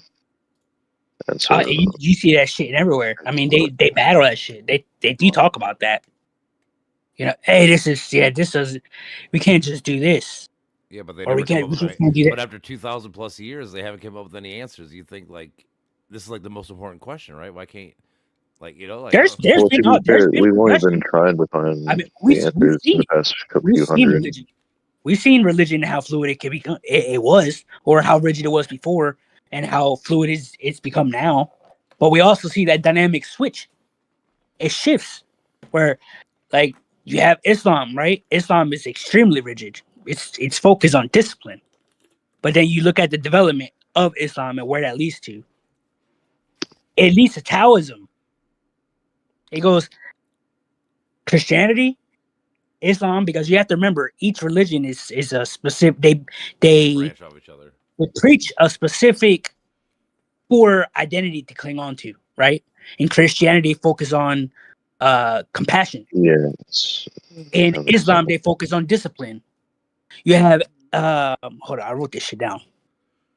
Give me 1 minute. Let me look it up. It's just something I've been looking at. I'm like, it's kind of interesting. Where are you?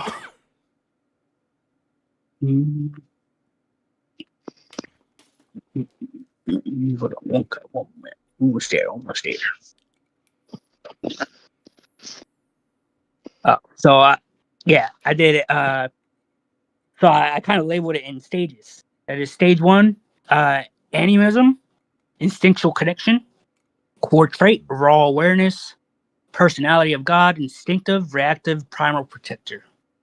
Function, God is everything and everything is God. No ego, no boundary. And then I made a correlation to psyche level. I put free self, free language, intuitive survival.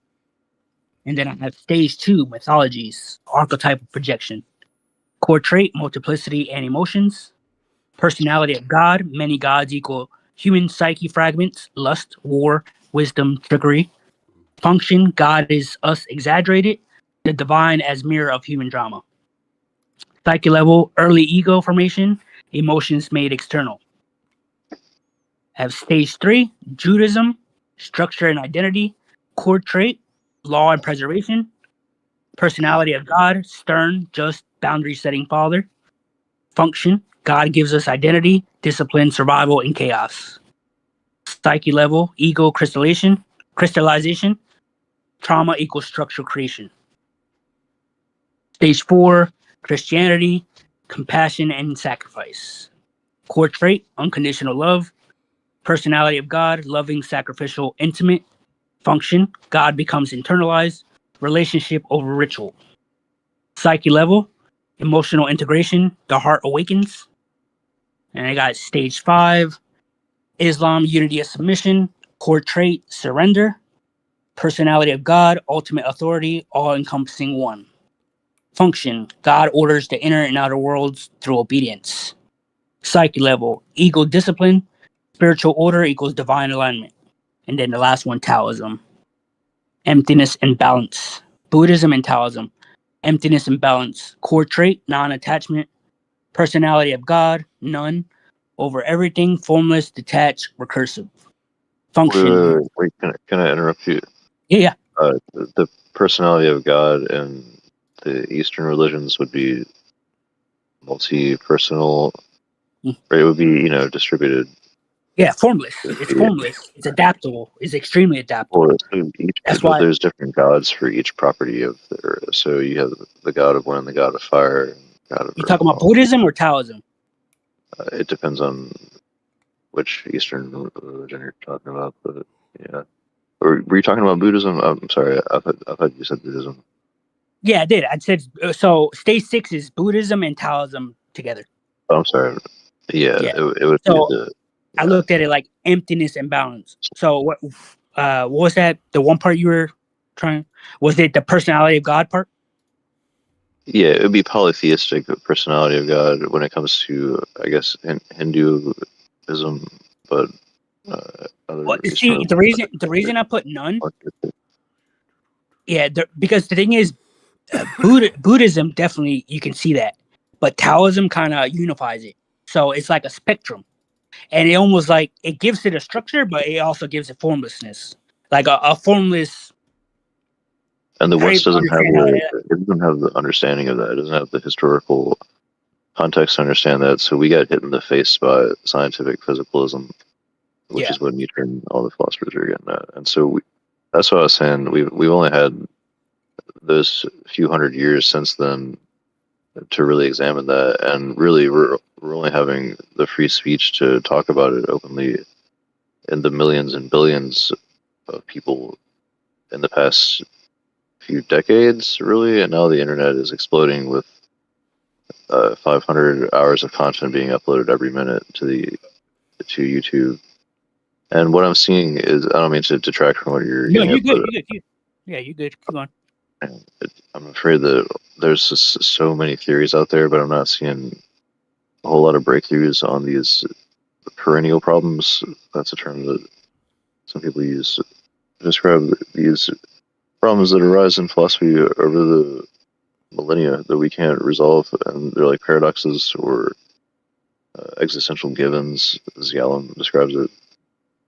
But yeah, I don't know. I think that means that we're gonna have to keep working on it. And I mean, metamodernism seems most promising. We'll probably form some kind of. It'll probably be just generational. It'll have to take time for it to seep into the multicultural and multi-religious aspects of all of this, to get that into the education systems, to get that into the families and the whole of the ecological system. Oh yeah, I think it's definitely a process. I mean, the way I see it is science and religion are trying to prove the same shit, just on different spectrums. They all look for a unifying theory. It's like in religions you have one God, and then in science you have a unified field theory. It's like you guys are trying to take a duality and put it into a singularity. It's like you guys are doing the same mechanical problem. Is that it? Is a mechanistic problem? Is the right word? I don't know. But yeah, they both have the same underlying mechanism that they're trying to unify into the same shit. The only thing is one is covered a little bit of emotion, and the other one is more precise, right? But they influence each other. Yeah. But there's it's gonna be a process to all of this. But you can see that like there's over the years, you can see the pushback, right? Where it kind of transitioned from what was it early on? Witchcraft. You know, they started witchcraft, and it led to what? Let me make sure I pronounce this shit right.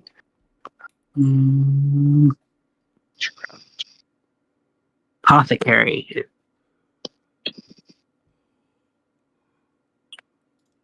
Yeah, it transitioned to that, and then it continued to science, to bio, or not bio. People do drugs, chemistry. It's interesting. There's so many branches to weave in and out together, but it's also a lot of information to put together. Wow. Pay more attention, man. I kind of gave up on religion for a while, recently, over the past few years. Yeah, and that comes with the spirit and soul and all that. I just don't know. It's hard. It's hard. It's hard, you know, because I need to pay more attention to Vervaeke and these guys that are trying to make these bridges. You know, you got to push that shit yourself, though. You know, sometimes it's easy to want to follow somebody, but guess what? They don't know your life. So if you have something that you want to prove, and they can assist you and support, hey, you could use that shit all you want. But at the end of the day, like, you're the head of your own creation. You got to be able to, if you believe and you experience something and you did the work to justify it, believe it wholeheartedly and push it out. But don't cling on to other people, you know, because, they captured, like, no. If they capture a part of you, yeah. But remember, this is you. This is your signature. Yeah. When I had a website, I had a list of the words that I found most useful in religions and the words that I found most problematic. And then I stopped paying for the website and I lost that list, but I don't know why I only kept it on that. But I should probably remake that list. The word sacred and the word ritual are definitely very useful. They span all religions, physical practices like exercise and all that. And morning rituals, kind of things. Gotcha. But the word spirit and soul can be kind of tricky. Yeah, they're extremely vague. I would say ritual is just a habit. I mean, which is basically the same word, right? You can also just less religious, but yeah. And I mean, that was a goat. I mean, how the hell do you explain something that you can't see, but you can feel? Yeah. How do you explain a sensory experience? You know? Well, most likely it's your mind playing tricks on you, honestly. Well, the subjective. But how do you know it's playing tricks on you if you don't understand your mind? You know, you have to really indulge in the subconscious mind to do that. Technically, yeah. I mean, the thing is, so like, I guess I would preface that you just got to go with the best information we have now. Like, you might not be true. Like, I always use the analogy, like, if you went back 1,000 years ago and tell people there's 1 billion particles on your hands, they call you crazy, right? But you invent a telescope or a microscope and shit, now you can prove it, right? But at the time, they weren't necessarily, like, they weren't fallacious thinking or wrong thinking for saying that you're crazy or whatever, because they didn't have evidence, right? It's hard to take things without evidence, you know what I'm saying? Well, that's the safest bet. You don't have to. That's the safest bet. No, you can still. That doesn't mean you can't. People don't want to lead blind because, well, they want a ladder. They want to be able to have a light to guide them. But guess what? Sometimes that's not how life works. For sure, and I get that. I've never followed. Well, I say I'd never followed that. You know, that specific routine of following the evidence. I've always been against that. Like, I know that the evidence sometimes isn't right. The evidence can be misconstrued. It can. That's why I'll go prove that. I'll go prove that shit myself. Sure. That's always how I've been. No. I've always been against rigid systems. Yeah. And I noticed that you got, like, that's the one thing I love about you guys. You guys are like polar opposite of me, where y'all want the evidence. That I love hearing that. Hey, give me that. Okay, because that forces you to tighten up the shit you're talking about. Correct. Well, guess what? That's why I love. That's why I love arguing. That's why I love arguing with people too. Because when you argue with people, when you fucking push back on my beliefs, guess what? It's gonna make me better at my thought process, and or it might even make me believe more or whatever the fuck. Or you might actually be right, and and if you change my thought process, for me that's cool too. You know, if you could prove me wrong, cool. I'll fucking say my bad and fucking move on. You know. Yeah, it's the expansion part, right? We want the idea to breathe. Yep. If everyone in the group has already a framework that they know that they're going to process this information, guess what? We're only going to get one result. Yep. We need someone that can break that. Guess what? I break shit. That's why. I mean, I break shit, pick up the pieces, and rebuild something from scratch. That's me. That's what I'm going to do. I always feel like good science is just it's predictable, and like the thing is, like even when they like are coming up with new things, it's things that they know like work within like the mathematics or the like we know this happens in science, right? So we take that, we can push it further and push it further. That's how we get better new technology and shit. I think a lot more.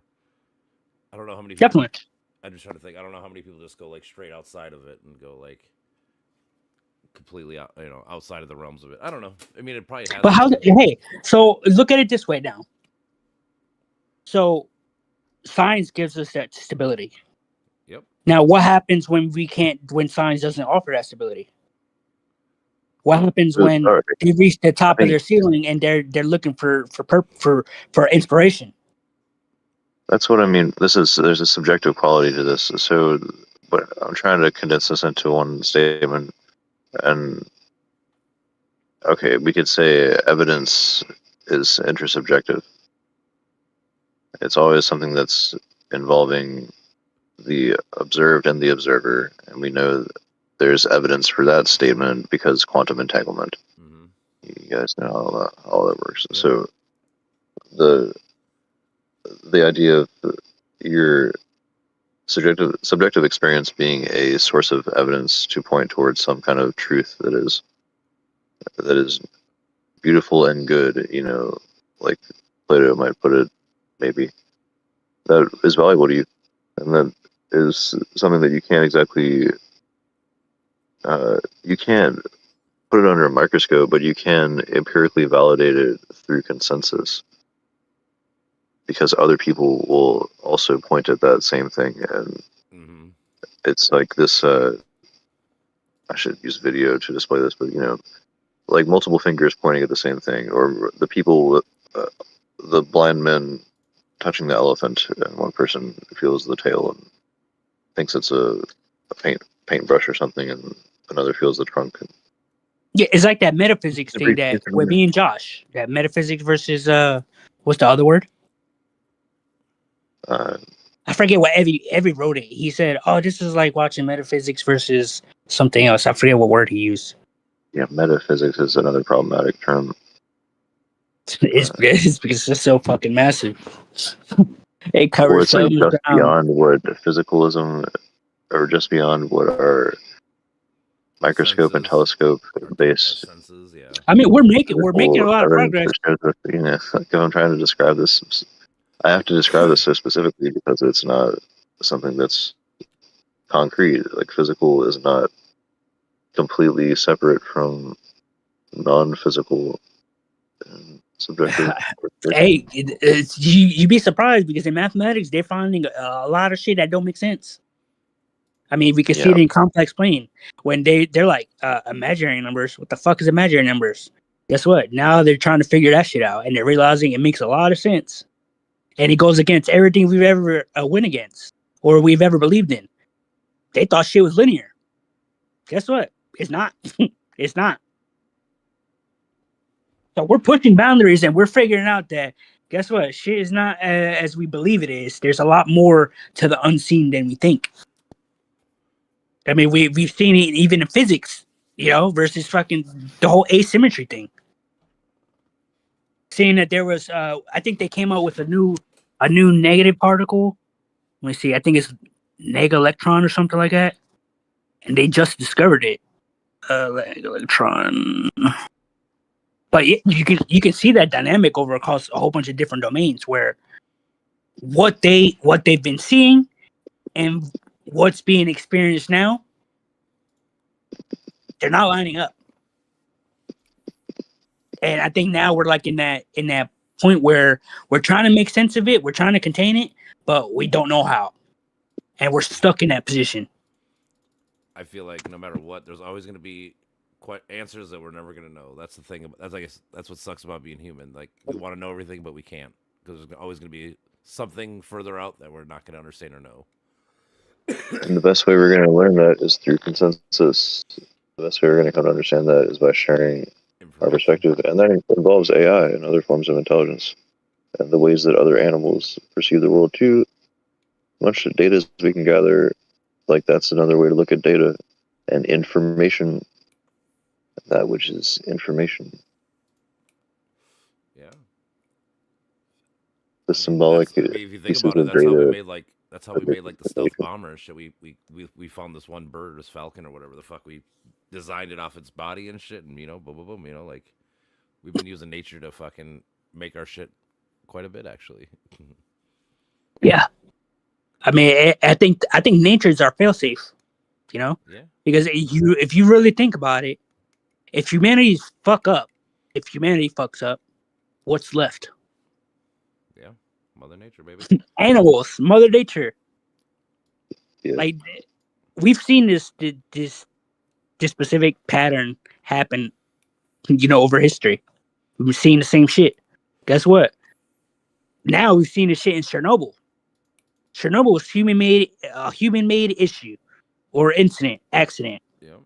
And guess what? Now a whole bunch of life is showing up. New plants, new animal species. I haven't seen Like, animals, that's but I've insane. seen plants. I've never seen animals really, but I've seen the plants. I've seen Yeah, they have new species of frogs. Yeah, it's insane. Like, the research on that is insane. Because that means that radiation decay, that leads to fucking creation, which is insane to think about. How the hell can radiation decay lead to creation? That don't make sense. I don't know. It's tough for me because I'm not a scientist. I guess they might have better answers, but I personally don't. Correct. Oh no, don't mean to correct you, bro, but I'm going to. Chernobyl frogs haven't arisen an entirely new animal species yet, but they have evolved darker pigmentation to protect against the radiation. Oh yeah, sorry. Yeah, thank you for correcting me on that. It's more like a how you call it, a gene alteration. Sure, but it's a start though. How about this? Yeah, it is. It's a start. Yeah. That's the first generation after all the shit. So, like, give it like 1,000,000 years or 10,000 years from now. I mean, we're just starting to see creation. Yeah. We're just starting to see life. Yeah. So I'm curious. What does that look like? How does this progress? Right. So there's rapid genetic differentiation in dogs or feral dogs in their zone, distinct populations near the power plant, suggesting a unique evolutionary response to toxic environment. Yeah. There's horses. There's wild horses. They're considered the world's last true wild horses. Yeah, the more you read about that shit, you're like, wow. Yeah, there's horses that are thriving there that aren't affected at all, apparently, and they're the world's last true wild horses, apparently.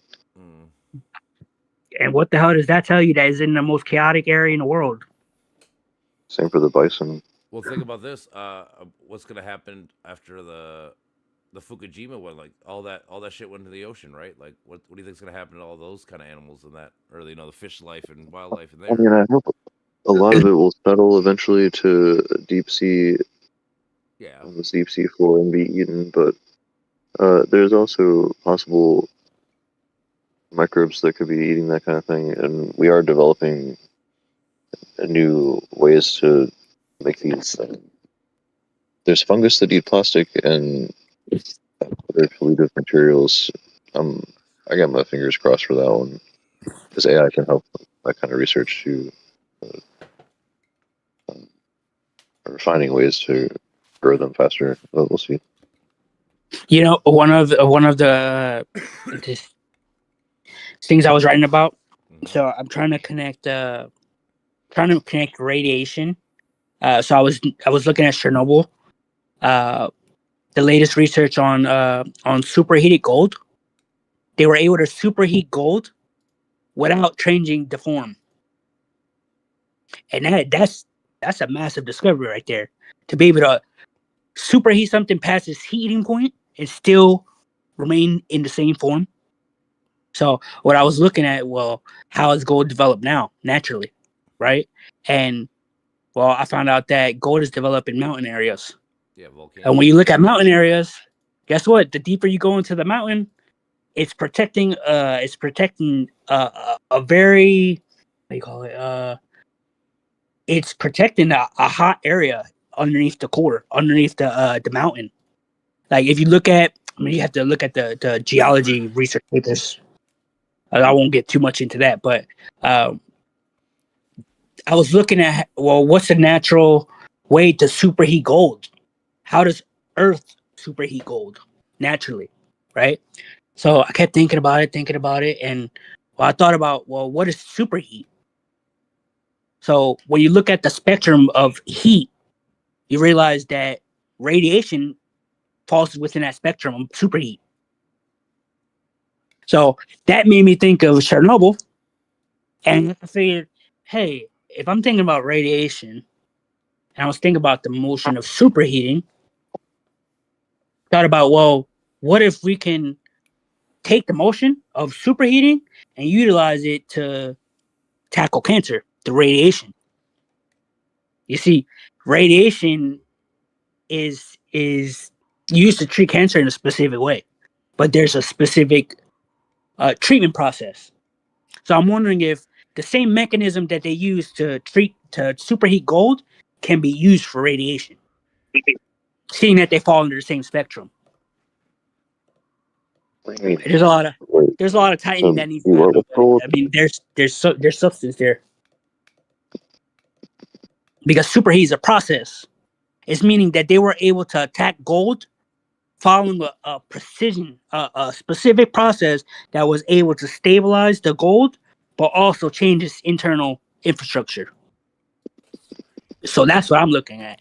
If we can look at that mechanism and be able to tackle cancer with precision without damaging the tissues, I mean, that's something. Oh yeah, man. Apparently it's called photothermal therapy. Google AI says the mechanism used to superheat gold nanoparticles can be used to treat cancer through targeted therapy. Yep. It uses the light-absorbing properties of gold nanoparticles to generate localized heat. Which just that was my intuition telling me all that shit. Yo, you have good intuition. You got those intuitions, bro. Good instincts. Mm-hmm. Yeah, they brought it to your infrared 33,740 degrees Fahrenheit, which is 14 times hotter than gold melts, and which is actually hotter than the surface of the sun. You know the craziest kind of neurosurgery that I've heard of? There's a kind that's actually, it's described in Star Trek decades before, actually. So they figured out that you can zap tumors with a laser, but of course it destroys a lot of the surrounding tissue as the laser beam goes through. So what do?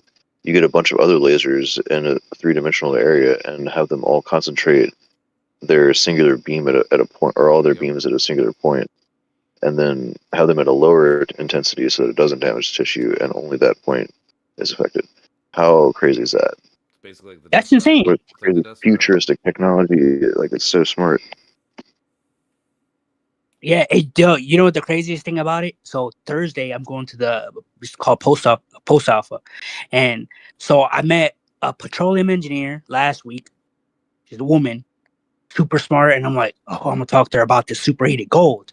And then I found out that there's a radiation doctor. She's a radiation physicist. She does medicine, and that's her job to deal with the radiation. I was like, yo, if I get them at the same table and talk about this, I want to know if they can fucking figure anything out. Because she studies that shit. To be able to break down cancers in a specific way. Yeah, and you can have these conversations with many people, and with AI to a certain extent. Oh, I challenge AI. Even, like, I honestly...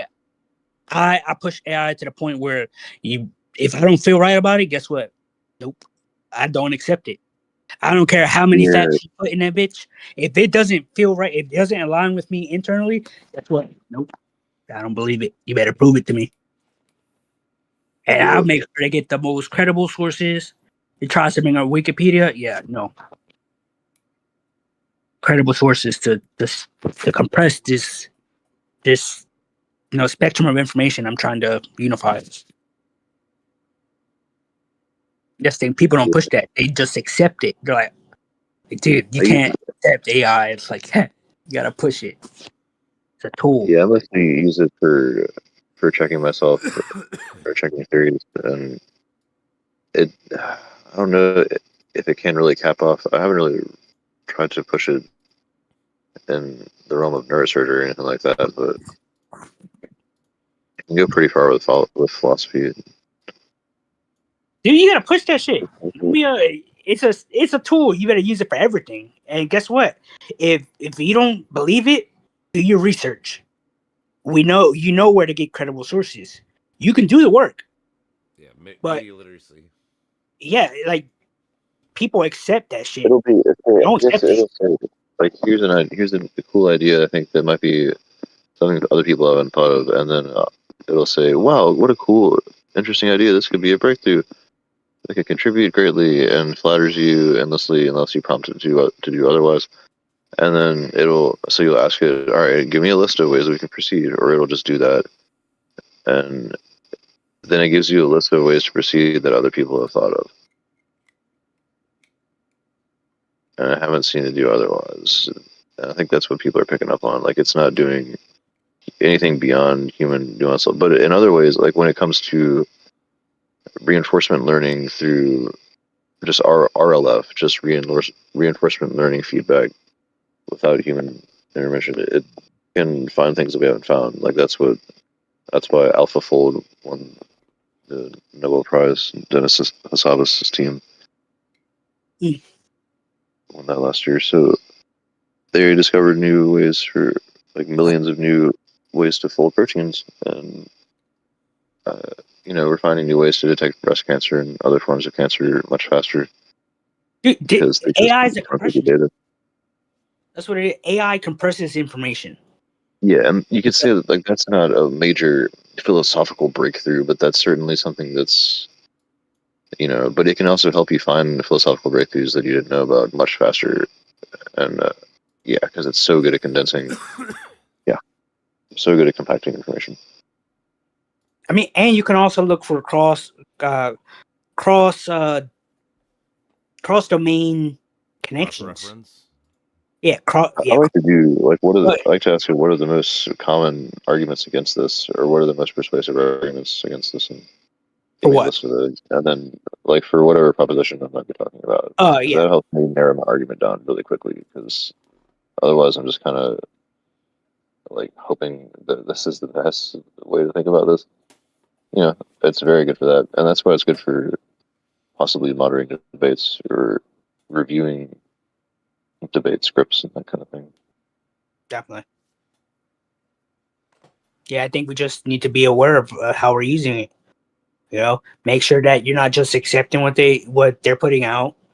Because have you read any of the research on AI use and how they said it was deteriorating some part of the brain or underutilizing I think the critical thinking portion of the brain?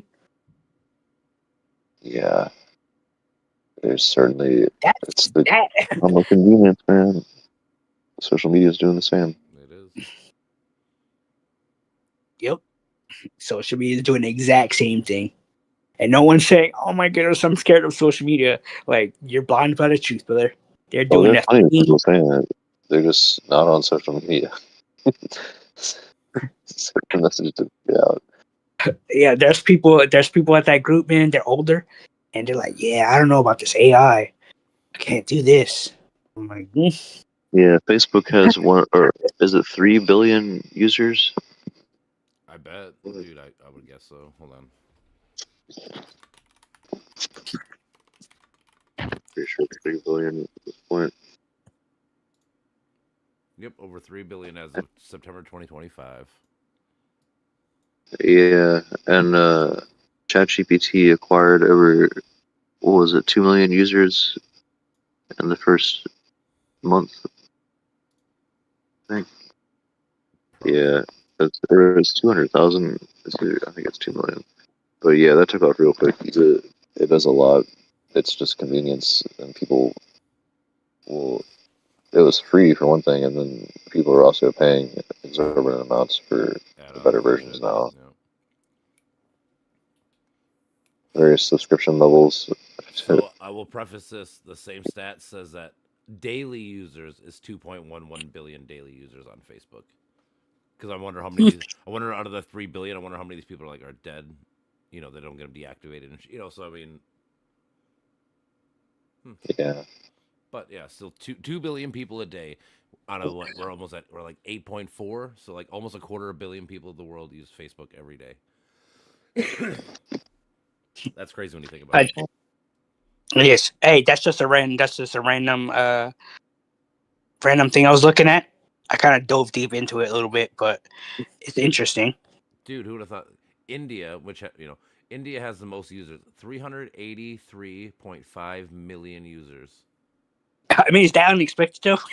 They're like the most active on the internet. Yeah, and because them and China have the most, which you think China would be second, but they're not. United States has 197 million users. Indonesia is third with 122 million users. Brazil. Yeah, there's fourth.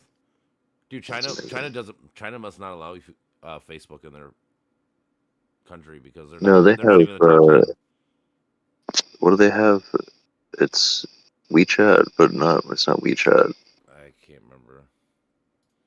It's a way. It's like a extremely fluid version of Facebook. Mm-hmm. It's a lot more flexible, a lot more creative expression. I've noticed that those are some of the key differences. Expression. True.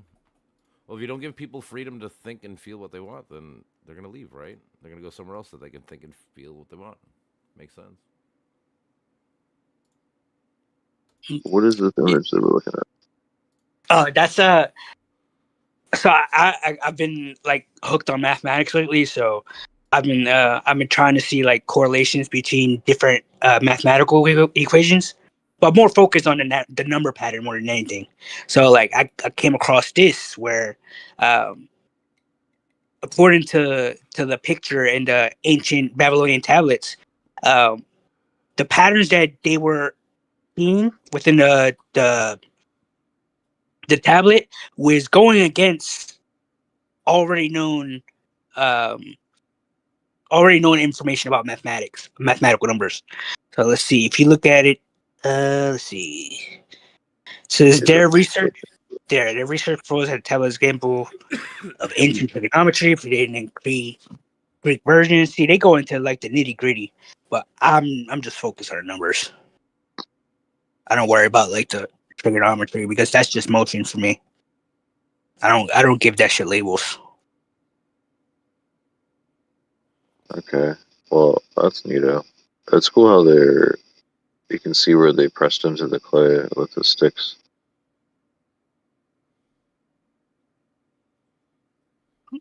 Yeah, I mean that makes you think how advanced they actually were. So what is this showing me? It says according to their interpretation, the Babylonians used a form of trigonometry based on ratios rather than angles and circles, as in modern trigonometry. And that's interesting because when you look at geometric mathematics, there's triangles and then there's circles, right? But when you separate them, you get that exactly what they're showing in a stone, which is just the circles. So it makes me think that there's a duality to it, that we've compressed this duality into a singularity. And that's what we're seeing now. We're seeing the fragmentation of that singularity. I mean, that's where complex plane is coming in, right? They've learned to compress all these massive amounts of numbers and equations just to realize that they're getting abstract again. They're starting not to make sense. So they're bringing it away. They're going back into that duality again. And like all these ancient texts and tablets, they're cross-referencing the known mathematics, and they're realizing that a lot of the shit that they've been trying to expand on was already known. Because guess what? This is what they're trying to figure out in imaginary numbers, which blows my mind.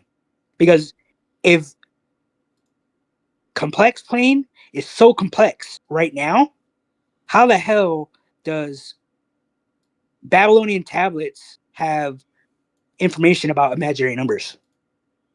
And it was 1800 BC. I mean, there were smart people. It's almost like they were probably theorizing or hypothesizing about this stuff. I mean, like, so I mean, like, it's not out of the realms of people trying.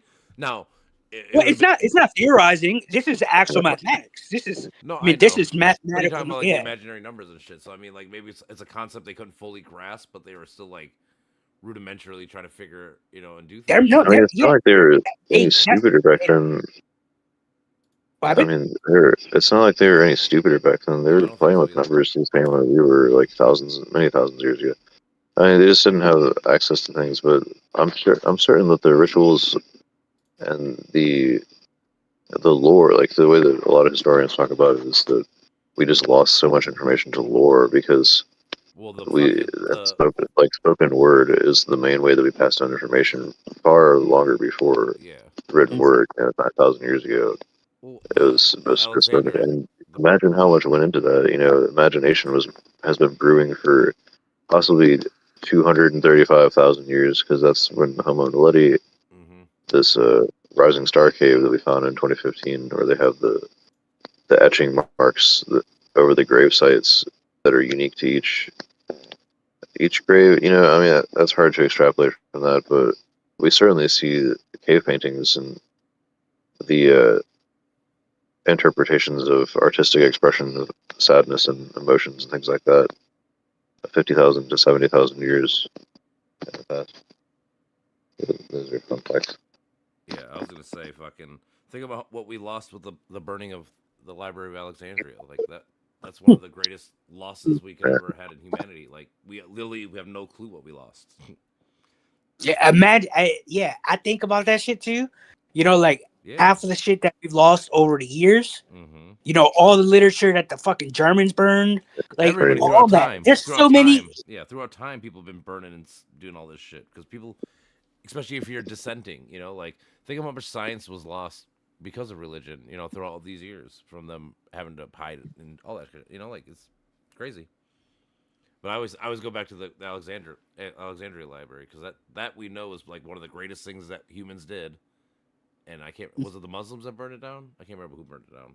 It wasn't Muslims. This was way back in the day. So this is probably like Egypt. Who burned it down? Do we know even? I'm gonna have to look. I'm about to look. I was like, actually, I don't know who burned down. We lost 97% of human history and significant portions of scientific data and online content due to factors like the lack of early writing, the decay of physical and digital media, climate conditions, and inadequate archiving. Imagine the hidden information.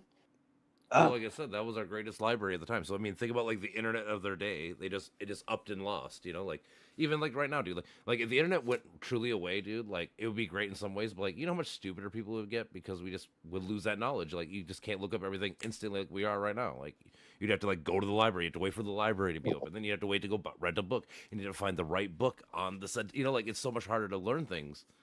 And that's basically what they lost, at that time. See, the one thing I always think about is as much information we have, or that we had over however long, you can see that there's also people that kind of go against that, where they're like, oh, I'm gonna just see what the fuck is going on in my mind. For sure. And that's where you have people like Leonardo da Vinci, Nikola Tesla, who they saw all this shit. How is it that they can experience something and dive into the subconscious mind, come up with all these inventions that are way out of their time? How is it that they can do that? Imagination. We've had that for a long time. The imaginal. Something that's embedded in the brain. Well, I'm saying Leonardo da Vinci is actually a really good case because he was literally like that inventor, but he also was an artist. So like, in order to be an artist, you kind of have to have that creative mind, the eye, like all that. You have to have that creativity. Plus, he was super smart with science. So like for him, it actually makes perfect sense. Why now Tesla? I don't know necessarily why he was just great with science. Like he wasn't an artist, I don't think, or nothing like that. Because I don't know how he got so creative. But like I said, Da Vinci makes perfect sense why he would be brother, such an innovator of that stuff. He went to pain and suffering. That's Nikola Tesla. Yeah, his shit was providing power for the people.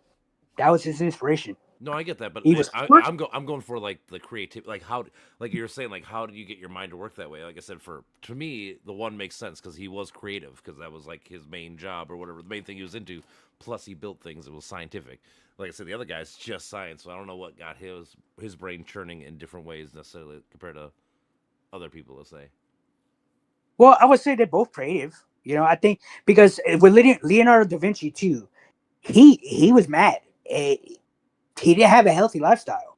No. Like I've read a lot of his work, and even like his biography and what they knew about him, as much as they knew about him, because they didn't know a lot. Mm-hmm. Like apparently he was he didn't have family, he didn't have parents, so he grew up with no one. He was poor. He just fucking dabbled in the extremes, whatever. He was chaotic. He was a chaotic person, chaotic child. And even as he got older, there were reports where everybody thought he was going mad. He would have all these projects created, but he would also have a lot unfinished. You know, and that shows that duality again, that split of, hey, maybe he's living in the subconscious world more than the conscious world. I mean, he did create, so there's that, but there's also the duality, the chaos that comes with that. And I think the people who indulge in that chaos, they get that extreme creativity. Because you have to remember, when you're in the subconscious mind, you have to imagine. You need to learn to embrace your imagination. Because guess what? If you don't, and you try to make sense of it, what the fuck are you going to make sense of? There's nothing there. Mm-hmm. There's nothing fragments of it. But you also have to pay attention to how you're grounding yourself, right? You can have this imagination, you can have all these creations, but are they actually logically coherent? Like you got to be able to tie that to external representation. So I think it's what forces you into that headspace that allows that creativity to bloom. You know, to really sit with it. At least that's how it's been with me. That's my personal experience. But I mean, the literature I read also said the same shit for them. Yeah. Quick side tangent, because I just finally read some stuff. Julius Caesar's the one who burnt down the Library of Alexandria, but he did not. Oh, that's fuckhead. On accident, though. He was burning. He burnt down the ships in the port that was next to stop their fleet and shit, and the fucking fire just went crazy and it burnt down the fucking thing. In a later event, Christians destroyed the temple that housed major branch of the library. Oh, so shit. It was the Christians destroyed the other part of the library. Yeah, later on. I didn't know that part, but I was talking about like the original. But yeah, I know what you're saying. Mm-hmm. Oh, so what? Hold on. Serapeum. It was multifactorial fire. Oh, it's not even the same fucking library. I thought it was the same library. No, yeah, it was they made one for somebody's daughter. I was reading about it. I can't remember whose daughter.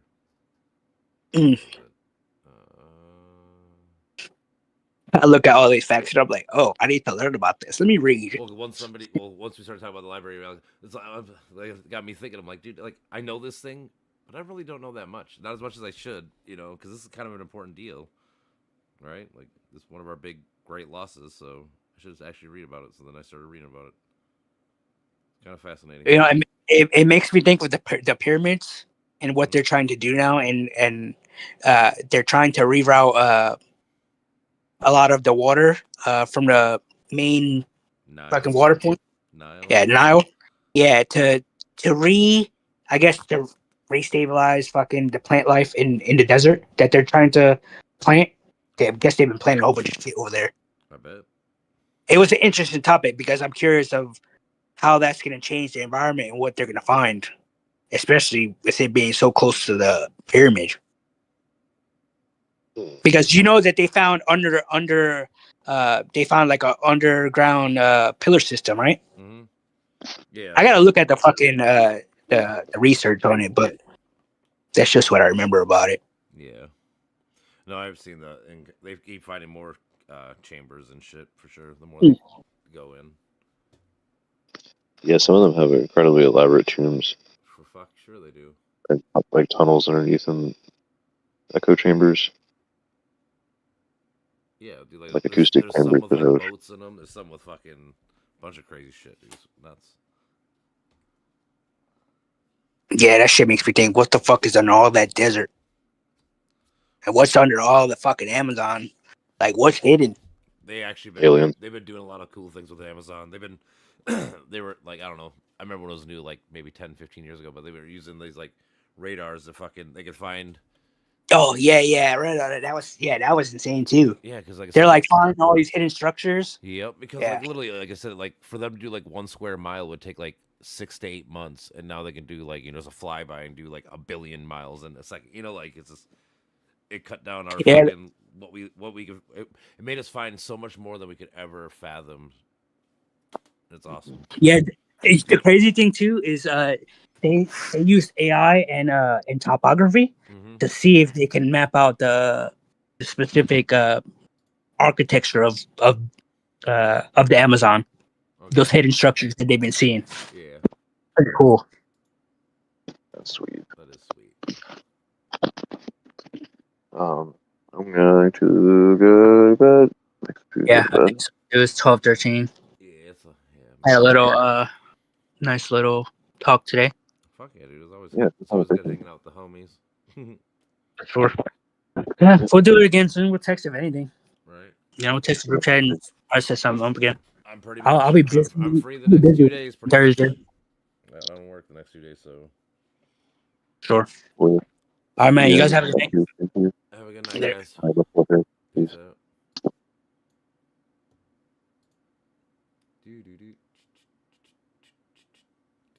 That was a good chat. What's the current plan? What day was that? 25th. Eastern. That's funny.